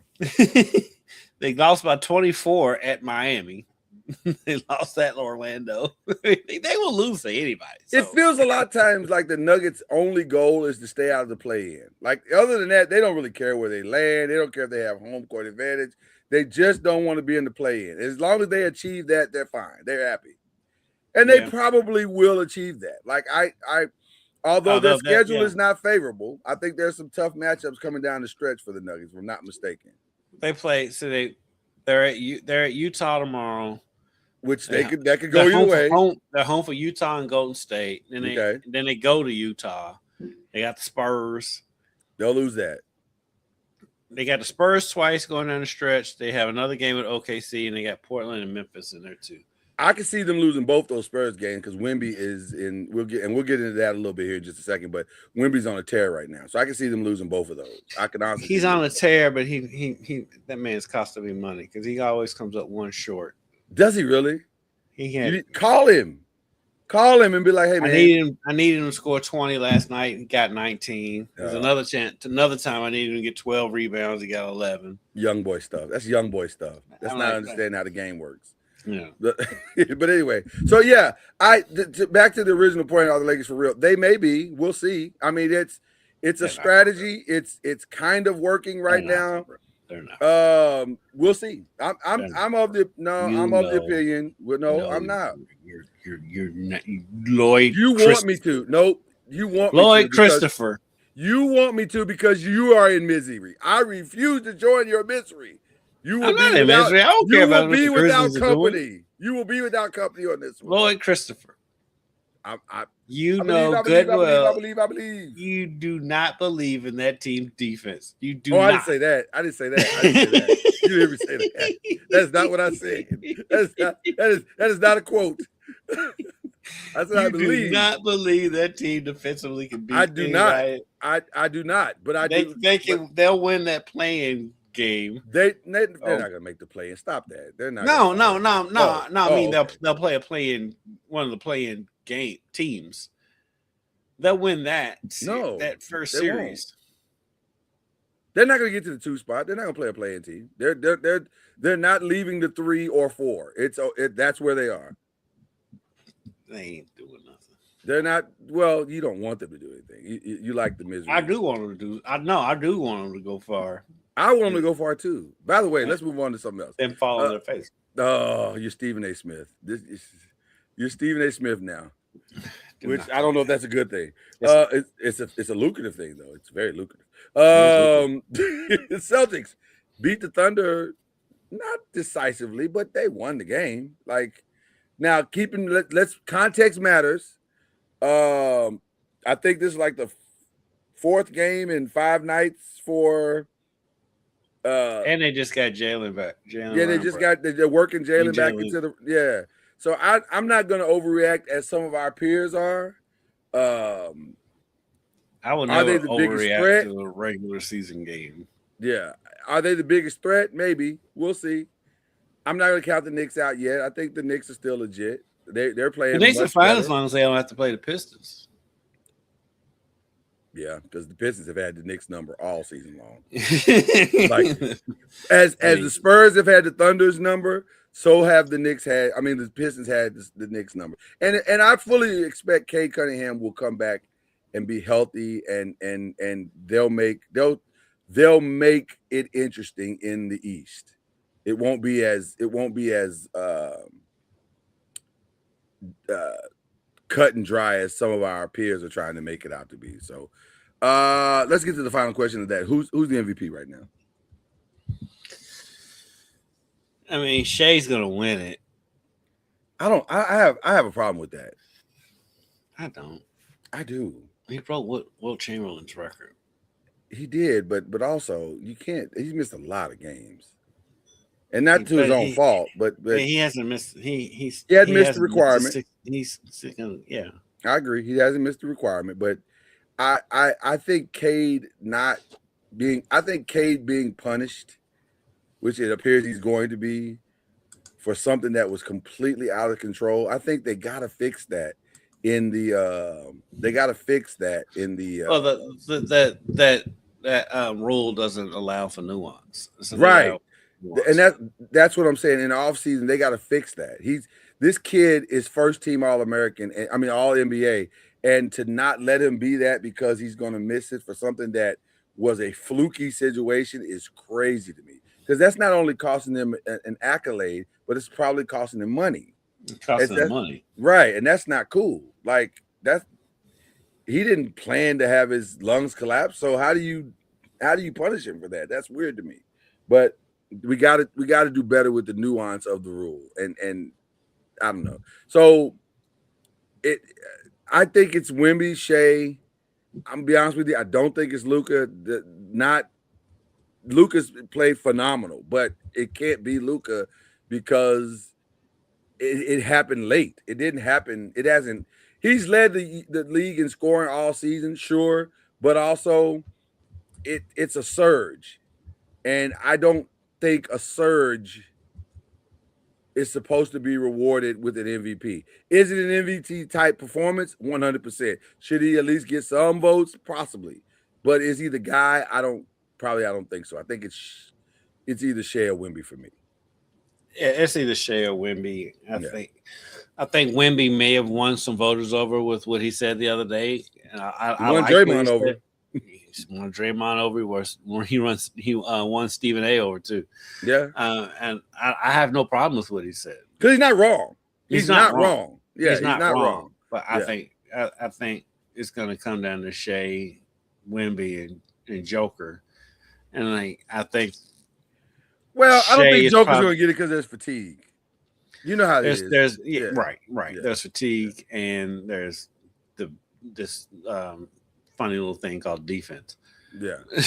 Well, and Wemby call that out, and so I think now they're all going to look at his defensive numbers and go, "Oh, dang, we can't reward that." I think Wemby may have saw my tweet about watching Joker play defense. Well, listen, as you know, that's one of our most fun things to do.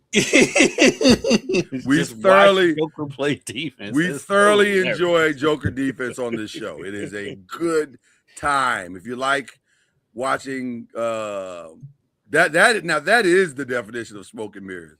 It is. Yes. It's a good time. It's a good time. We mentioned this earlier as we get to the rest of the stuff. Darius Acuff signed his Reebok deal right now.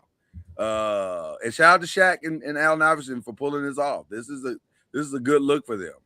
I like the fact that Reebok has decided we're going to get all the guys, the up and comers that can make noise in a different way, because that's really, because you know what happens. The Angel Reeses and the Darius Acuffs of the world, they end up being cult followers like an Allen Iverson was, and they sell as much as anybody else sells because the culture likes them, and I think these guys are that. So real quick, Ty Simpson had his pro day yesterday, and all you had to do is turn on ESPN for 5 minutes. Oh my God, it was unbelievable. And so Dan Orlovsky, and this is what he, by the way, let's be very clear, this is why they pay him at all. It's for moments like this where the take is so outlandish. I was gonna say ridiculous, but outlandish. And he'll say, "But you gotta look at the tape." I have. I looked at the 15 games that he's played. I watched the games. Alabama's on every week. Right. Stop, man. You gotta stop. Somebody's gotta stop him. Is what I would like. They literally got destroyed by Mendoza's team. Yeah. Head to head. In the Rose Bowl. Head to head was awful. And arguably the best receiver from last season was not usable for Alabama this season. Right. It was on his team. Go look at here's the most telling thing about Ty Simpson. Go look at the best receiver on their team who is a top 3 receiver in college football as far as talent, and see what his numbers are. That should tell you who Ty Simpson is. That tells you way more than anything else you can look at. So if you can't get the ball to that guy. And I like Ty Simpson. I do. But like, he's a good kid. Yeah, and he's a good player. He's a good player. He is a good player. Decent player, good kid. But miss me with this. Stop. Man, he's not day one starter. This clown even said, "Who did Mendoza beat?" or something. He said something wild like that. And I'm like, he beat Ty Simpson. Well, he beat everybody. They were undefeated. Like they didn't lose. He played in the biggest game of the year. Right. Scored the game-winning touchdown. They beat everybody. What are you talking? You sound crazy, bro. They beat everybody. That's literally how a national championship works. You beat the most people and you win the national championship. That's what he did. So what are you talking about? Dan Orlovsky is amazing to me. Shout out to him though, because listen, it's good money if you can get it. If you can get it and do it, it's good money. And Dan seems like a nice guy. I've been in the same room with him a couple of times. Yeah. Seems like a great guy. But sometimes just like, what are you talking about? What are you talking about? Him and Chris Canty. My favorite thing to where I know something crazy is coming out of his mouth said, well, I had a chance to look at the tape. Well, there it is. Now here comes the crazy. Because I don't know what games you be watching and how you're breaking these games down. I understand your X's and O ability. I get it. I even respect it. But also, that's a micro look at most things. Take the macro look at it, and it looks very different. It looks very different. Ty Simpson's okay. He's not the second. He's the second best quarterback in the draft because it's a bad quarterback draft. That's where I was going. He's the second best, not because he's the second best, but he's the second best because out of whoever's left in this draft, he's the second best. You understand what I'm saying? It's not because he's really that good. You're exactly right. No, you're exactly right. There's a reason why he came out this year, not next year, when very intelligent. He's going to be in the draft. Very intelligent. Because if Dante Moore would have stayed in, we wouldn't be having this conversation. Right. We would not be having this conversation. So there you go. All right. Stuff we're watching, Paradise. The finale is Monday. But the ramp up has been outstanding. Do you watch Paradise? I do watch Paradise, but I always wait for it to finish before. And I'm gonna tell you something. I should have the first couple episodes. I should have. I really should have, because this is killing me because it's so good this season. And here's the other thing. I don't know how they're going to wrap up. They say that the finale is Monday. When you see the ramp up to the seventh episode to going into the final episode, you're like, how are you going to get to a finale? Because this is a lot. There's a lot of moving parts in this thing. So it's really, really good. It's really, really good. A couple episodes. It's so good. Already been renewed for the third season, by the way. I'm at the part where the pregnant lady finds him. Yeah. Yes. Yeah.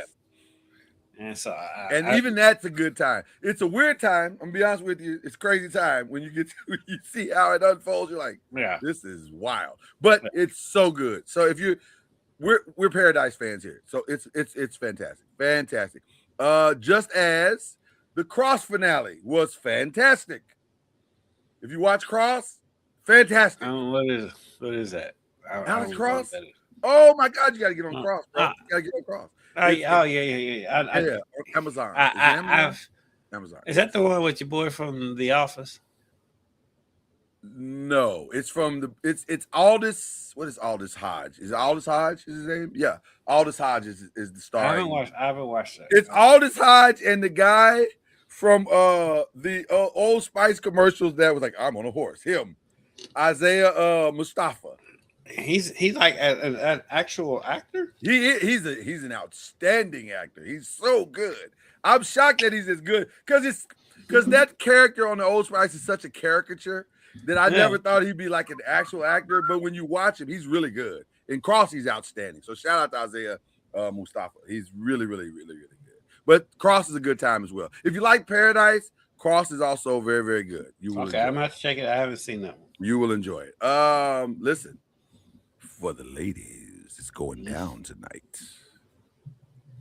Ladies, get ready for Tank and Tyrese. Question.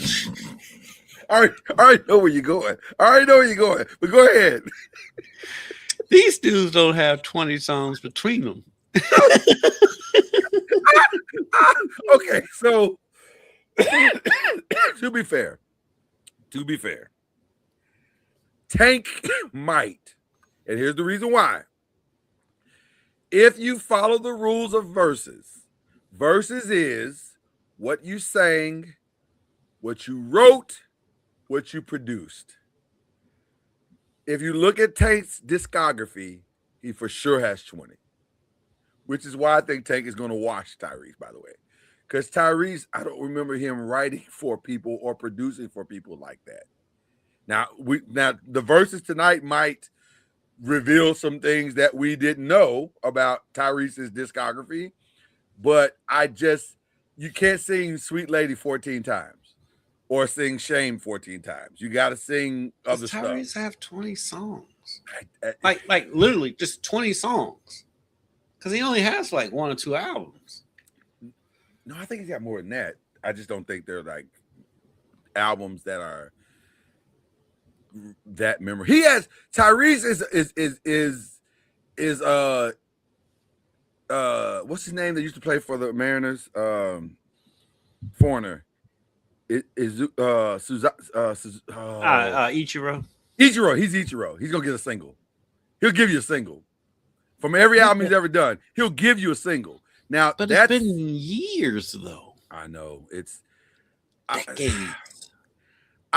Now, the ladies are going to love this because these dudes are going to. Oh, yeah, they're going to come out there and shirts off. And they're going to be gyrating. Gyrating. They ain't going to have no shirts on. They're going to be moving them hips. Right. and they got those kinds of songs. They have and they're good looking guys. Songs that the ladies love. I don't want to hate on the brothers, but I'm like, I can't name 20 songs total between the two of them. I can't either. But if I'm being honest, I can't either. But I think Tank will get closer to the 20 than Tyrese will. I'm pretty sure Tank low key has more songs. Because I'm pulling up Tyrese's discography now. He does. Right, because he's produced a lot of, like, he produced for B2K, he produced for Jamie Foxx, he's produced a lot. Matter of fact, I discovered that when he did the Tiny Desk. And he brought out some songs that he wrote, and I was like, "Oh, I didn't know you wrote that, fam. You got some bikers out here." So that part. So 20 for Tyrese. How you gonna act like that, sweet lady? What am I gonna do? I don't even know what that is. Lately, okay. I'll give him Shame. Shame is a great song. I don't want you to play any of those songs right now. Like Sweet Lady. 20 is a lot. Lately. Yeah, 20 is a lot. 20's a lot. I don't think they even understand. And maybe they're not going to do 20 because the last couple of verses they did like 13 or 14. So that feels 20. more. That feels more in their wheelhouse. They don't have 20 hits total combined between the two of them. They don't. It's going to be tough. It's going to be like 20? 20's a lot. I don't think people understand 20's a lot. 20 is a 30-year career, usually. Yeah. Usually. Yeah. That's why when you look at the people who've been on verses, those are all people who have been around for a long time. The people that have 20 hits are producers, writers, and legends. Right. Exactly. That if you don't fall into those three categories, like you Babyface could do a verses of his own songs and the songs he's produced. Yeah. Matter of fact, that could be the competition. Babyface can do a verses against himself. Right. That actually would be a better competition than him going against Teddy Riley, because Teddy Riley's got a lot of hits and he's got 20, but they're nothing compared to, with all due respect to Teddy Riley, and I have the highest respect for Teddy Riley. They're not Babyface. They're not diamond songs. And Babyface got diamond songs. He performed at Bourbon and Beyond here a couple years ago when we went, and like he did a whole medley of songs he produced, not even his own songs. And it was like, damn. Right, you sit there. I've heard that medley, and you sit there going, I forgot about that. Oh my God, I forgot about that. I didn't even know about that. Like I can know you wrote that, but it does sound like something you would write. He's just, So this is going to be, if you're a woman, you're gonna love this versus. It's gonna be a great versus. Also, they're gonna be on stage a long time because they're both long-winded. They're gonna talk about all kinds of stuff. They're gonna with their 10 songs. Respect to my brother. This is my brother right here. This is not a competition. This is it's gonna be all that. So just get ready for all of that. Yeah, it's gonna be a lot of talking. Yeah. It'll be a 3-hour verse for sure. But to fill the space, because Taking Tyrese is going down tonight. Wherever verses can be seen. So there you go. But where can it be seen? Is it just on YouTube now? No, you can see it on Apple TV. I guess Versus has its own platform. I don't know. It's a lot harder to find than it used to be. And I don't think they do the Instagram thing anymore. Like they're trying to be more professional. Although I think that's what has hurt it, because the thing that made it cool was that they just pulled up on Instagram with a iPhones and shot it, and there it was. Like that's, to me, is what made it kind of amazing. COVID was a simpler time. COVID was a simpler time, but even post-COVID, when they got out, it was still good. Like, put them on the same stage and put them on Instagram. That still works. Like, you don't have to make it complicated. I think they way overthought verses at this point. Nobody will have a more successful verses than the Locks. No, I'm outside. Jada said I'm outside, and he was. Jada is the king of verses, in my opinion. Yes. He's the king. He is the quintessential king. And it doesn't matter. I'll take sober Jada or drunk Jada, although drunk Jada is a really good time. Drunk Jada is hilarious. Drunk Jada is outstanding. I am a massive fan of drunk Jada. I gotta tell you. So that's going down tonight. But then also, you guys know it. It's going to be all basketball all weekend long for most of us who are sports fans, and we are deep sports fans. So I am looking forward to watching these games. And the start of the baseball season. Shout out to the start of the baseball season. Is there a game that's happening this week in baseball that's going to have your attention? Because you keep bringing it up. So it feels like you got your eye on something. What do you have your eye on? I really don't. It's on our air. You just like baseball, and it's on your No, network. I don't like baseball until October. I don't either. I'm gonna tell you something. I 1000% agree. It's so hard to watch the games. It's good nap TV. I will say that since they put in the pitch clock and all that, the games go by faster. So it's now we it's have not as much of an investment. And now we have the strike thing that's going to happen this season. Yeah. Where it's like a strike challenge type thing. Like you can challenge a pitch. They did it last night, and a pitch that was a strike was called a ball, and the coach was like, I think you tap your hat or something, and they tapped the hat and overturned the calls, which is gonna make a lot of umpires upset because that's Yeah, we've got the MLB on NBC now. So well, there you go. There you go. All right, so let's give some shout outs. There was one I just had and I just lost it. So you go first because I gotta get mine mentally back. I'll give my shout out to what we talked about at the top of the show. My story I did yesterday with Daryl Griffith Jr. and Bird Gang flag. Because his daddy's famous. His daddy famous. His daddy famous. But for those of you who don't know, Daryl Griffith Jr. He's been on the flag football circuit since 2013. He started out with adult women, and now he's got teenagers. And like flag football is one of the fastest growing sports in America right now, and so especially amongst girls. And so he's got his team. They're playing in the Under Armour National Tournament. They're starting in Nashville this weekend. And those kids that I talked to yesterday were hilarious. They were as funny comes. And so shout out to those young ladies. Shout out to Lil Griff, as everybody calls him around here. And because he's been doing it for a while. He's been on that grind for a while. So shout out to By the way, I don't know who that young lady was that played quarterback, but she threw a dart. I was like, yo. She got like a little arm. He's got two quarterbacks he's got two girls that play quarterback that are really, really good. Yeah, so hopefully those girls can take that. And they can catch. They catch everything. They don't drop passes. So no. She threw a dart and the young lady two-handed it. Like I was like, there's a lot of guys that can't two-handed. So that was good. That was outstanding. Yeah, Lil Griff's doing a good thing over there, and he's taking these ladies. They're going to Nashville this weekend. There's players on his team that's never been past the county line. So he's giving back to the community. So shout out to him. Prayers up for them. That's we hope that they go do their thing. I have a weird shout out. My first one is a weird shout out. Shout out to Mac McClung, who everybody wants to say, he's just a dunker. He's just a dunker. Well, he just set the G League scoring record. He picked up 59 of them things. I mean, he's been playing in the G League for 10 years. So. He's outaged. He has outaged everybody in the G League. He's been playing in the G League longer than the G League's been the G League. He has outaged them by a lot. So we have to take that in consideration. The man is old by G League standards. Should there be an age limit to the G League? No, let him play. So 35 in the G League is okay?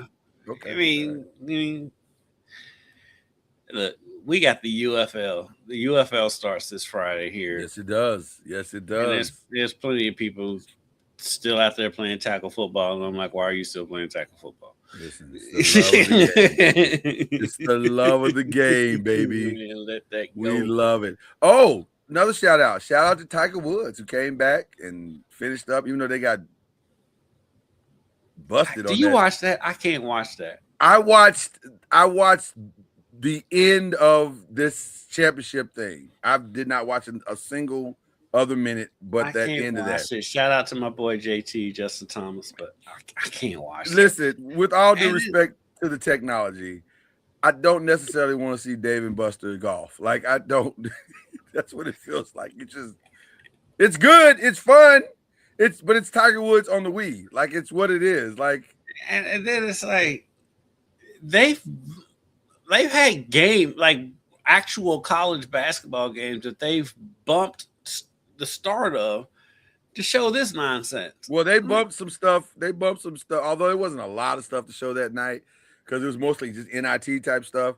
But they definitely bumped it and was like, "We're going to feature this." Bumped. Was it Louisville? I think there was a Louisville game. They did. Right, they did. They did bump a Louisville game. They didn't go to the late because they were showing this nonsense. Yeah, they like, what are we doing? The money, there's contracts and deals done behind it, and Serena's man is, I think, at the helm of this thing, like Alex Ohanian. I think he's got a big, even though his team won, or the team he sponsors won or whatever. So that was interesting. But the big thing for me was Tiger. Let me say this. This is just gospel truth for me. For me, until he decides to put his bag away, if he shows up, I'm showing up. I know he's not going to win anymore. I know he's not going to win anymore. The good thing with Tiger, it's only a 2-day investment. He's going to play on Thursday and part of Friday, and I'll be there. Now we'll suffer together. I can't remember the last time he's played on the weekend. At this point, we're suffering together. And by the way, a lot of times he gets hurt by Friday when he realizes he ain't gonna make the cut. Well, listen. This week he was not definitive in that he was going to play in the Masters. He said, "I'm trying. I'm really, really trying to get back." And so now the irony of it is he looks outstanding. Like he looks great shape, and you're like, so you're not back? Like you look like you're back, man, but then you got to keep in mind he's fitted. He's fitted, and he's had a bacchiotomy. Right, several times over, like not even once. And he had that car accident. What did LeBron say? Not one, not two, not three. He's had a lot of surgery on backs and knees and elbows. And see, if Tiger might have gout too. Tiger might have the gout. Now that is very true. He might have that gout. But yeah, it's a tough situation for him. So I don't. LeBron got that gout. LeBron don't have the gout. LeBron does not have the gout. Despite what Kendrick said, he does not have that gout. Not have the gout. Not have it. It's not true at all. See, we never get no shoes. We are never getting no shoes, and it's for moments like this. Thanks, Kendrick. Hey, if I'm the reason we're not getting shoes, I take pride. You are the reason. You are the reason. The man hears everything. I fully expect us to be on the podcast one day. There's this one dude on the podcast be always saying, "I got gout," and then that'll be the end of it right there. Well, he'll laugh about the gout. He probably won't like that I call him out for missing 4 games for hitting his elbow on a shoe. That's all I'm saying. You gotta take some off. Take some off so we can get the shoe. At least till we get the shoes. Hold on, man. At least enough has not been. They have not made enough of a deal about this.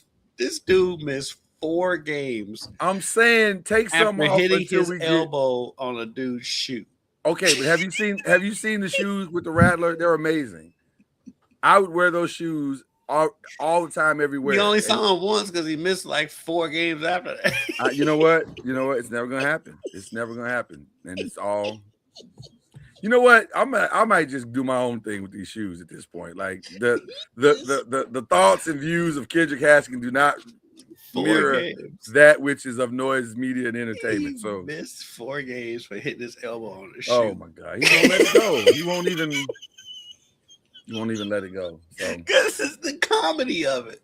I know that's what a joke is, and I stand by the joke. By the way, I have to stand by the joke. Because that's how this works. You can't abandon the joke in comedy. You have to stand by it, and it goes one way. So there you go. All right. Kendrick, it's good to have you back, man. It's good to have you back from Buffalo. I'm sure you enjoyed it. I'm glad to be back from Buffalo. Are you? I could not.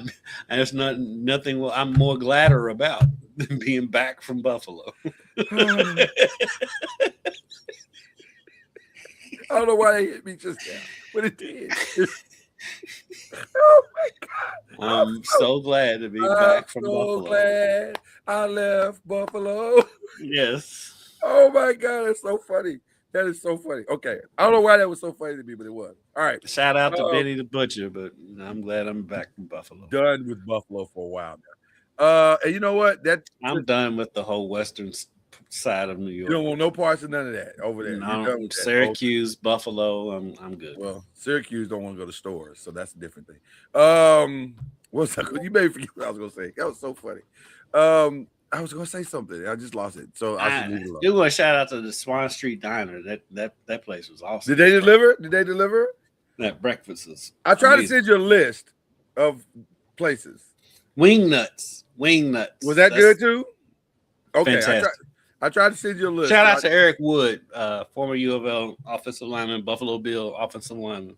He validated Wingnut for you. He sent us a list and He sent you a Adolph's. list too. Two places we on his list were good. Adolph's and You ignored Wingnut. my list, is what you're saying.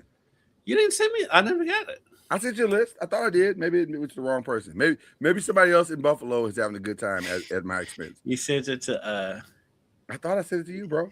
somebody with the gout. I didn't. He doesn't have gout. I want to be very clear. He does not have gout. It's not a thing. Okay, that's it. It's all we got. We're done with the show today. Just enjoy your weekend, have fun, find something to watch. There's plenty of stuff to watch. And I didn't even talk about some of the other shows.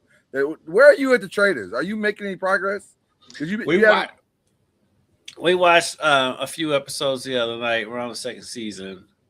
Okay. With Phaedra. So you're finding out right now with Phaedra. Yeah. Phaedra's amazing. Phaedra's by herself at this point. Phaedra might be one of the single greatest times of reality TV show that I've ever seen. Like, she is a good time. Yeah. She's a good time because she's so calculated and diabolical, and she doesn't care. She does not care. And she's not. Yeah. But like the people with her though are stupid. They're awful. They're absolutely stupid. They're a whole degree of stupid. Yeah. Yeah, they are. Like, because like if Phaedra was on the first season, they would have rolled. They would have steamrolled through everybody. 100%. But like the other two traders that she was with to start were incredibly stupid. 100%. They were terrible. By the way, I don't know what we're thinking of, and I know we got to go, but if you're not watching Tournament of Champions, I don't know what you're doing with your life. That is as good a time as you can get. If you're a foodie, you love Tournament. It doesn't get any better than that. And I'll say this: American Culinary Cup, very close second. Very, very good time. I gotta get. Gotta get into that. It's on Paramount. Yeah. You'll like American Culinary Cup. It's very good. That TLC. Oh. And the beauty of TLC is the finale, and then the next week is the 24-hour thing. I know. I love that show. Which I love 24 and 24. Yes, I love it. 24 and 24 might be the hardest of these type of competitions because it's the fatigue factor. Like, I can imagine your mind is not good by the 16th hour. Like, you can care less about a parade or but makes TLC, for people who haven't watched it this season, it's like they brought these legends in as automatic number one seasons. They're legends, right? And they are, and they are. But they are getting their tails handed to them. And we'll even give it a spoiler. One of the biggest, maybe the biggest of that group. I don't know. Jonathan Waxman is pretty big. That's a pretty big name. But he got smacked too. Oh, he got smacked. But Aron Hernandez, I forget his last name. But he's from, everybody knows him from MasterChef. That's his biggest. Mm-hmm. He's been around a long time on all of these shows. But his biggest flex has been standing next to Gordon Ramsay for like 10 seasons. And he's probably the best male Latin chef in the country. He's definitely the best in the country. I don't know if he's the best in the world, but for sure he's the best in the United States. Mm-hmm. And so he came on shoulders back, chest out. Hello, I am Aron, and I shall dominate this competition. Mm-hmm. And I think he got beat by 7 points. Like, it was. Yeah, he got waxed. For those who don't watch, 7 points is a lot. These 7 points competitions is a round. usually come down to about about 3 to 5 at the most. 7 is a Yes. blowout in these competitions. He got destroyed. It was not even close. And they don't understand. The main reason they don't understand is because they don't understand how the game is played. They think it's all about cooking, and they find out very quickly it's not. Yeah, so they have a thing on there. If you Sanchez, I don't know why I said Hernandez. I think I was thinking of the football player, but yeah, Aaron Sanchez. Yeah. If you haven't watched the show, they have a thing. It's called the randomizer. Yes. To which they spin all these things. It's totally fixed, but whatever. Come on, he cannot be more perfect. We want to change the first one and from fish to steak, and then it comes up fish again. Stop it. Yeah. Clearly, somebody's behind the thing. Stop it. Like, I get it. So the randomizer is 4 wheels they spin, so they have to cook according to what's on the randomizer. And a lot of the legends that are coming in, they're just cooking. They're not cooking for the randomizer, and that's how they are getting smacked. Which is the key to the whole thing. The if you don't key figure to the that whole part thing out, is the randomizer, and they are all getting every legend that's lost is because they did not play to the randomizer. They just went out there cooking. Which is ironic because Guy Fieri says at the beginning, "Let's go to the randomizer." Here's what the randomizer says. These are the things you must have on the randomizer. Like I can't make this any clearer than I'm making it for you.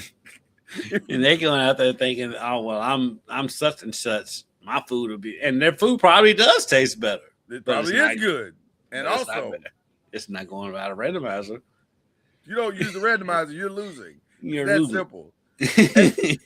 and Iran, what made Iran's loss so bad is they lost to a salad. Like, come on, man. You're supposed to lose to a salad. You lost to a salad? Bam. That's embarrassing. That is. I guarantee he comes back next season. I guarantee he ain't going out like that. Because he said, this is the hardest show I've ever been on. Right. Yeah, because it's not just cooking. I bet you he didn't even watch an episode before he came. There's no way any of them did. Because they all losing the same. All the legends are losing the same way. Right. He's like, wait, what? What? Because he looked so shocked when he lost. He was like, what? I lost? Yes. Yeah. Yes, you lost. And it wasn't. You could tell as he was cooking, oh, he's going to lose. Mm-hmm. He doesn't get it. He does not understand the assignment at all. Yeah, because if you watch the show, if you veterans of watching the show, like Lloyd and I are, you know, in the early rounds who's going to win, who's going to lose pretty early on. Doesn't take long to figure out where this is going. Like it's all about the randomizer. Yeah. Does not take long to figure it out at all. And it's now the next round when they're done with. I think this Sunday they got one more. Yeah. No, they're done. More open round. No, that's it. Open round. We're in the second round now. Yeah, we're in the second round now. Yeah. So it's gonna get good now. It'll get good now. Yeah, because like now everybody knows the game, and so now it's gonna get the conversation better. But shout out for them to getting Iran because that's a hard get because he don't do a lot of stuff outside of his regular stuff. He just doesn't. And so the fact that he had time was cool, and they got him is cool. But boy, he took the L. That was a massive L. Okay, we're out of here. God bless you. God keep you. To quote Kev on stage, we'll see you at the conference. Cue the whistle. Come true.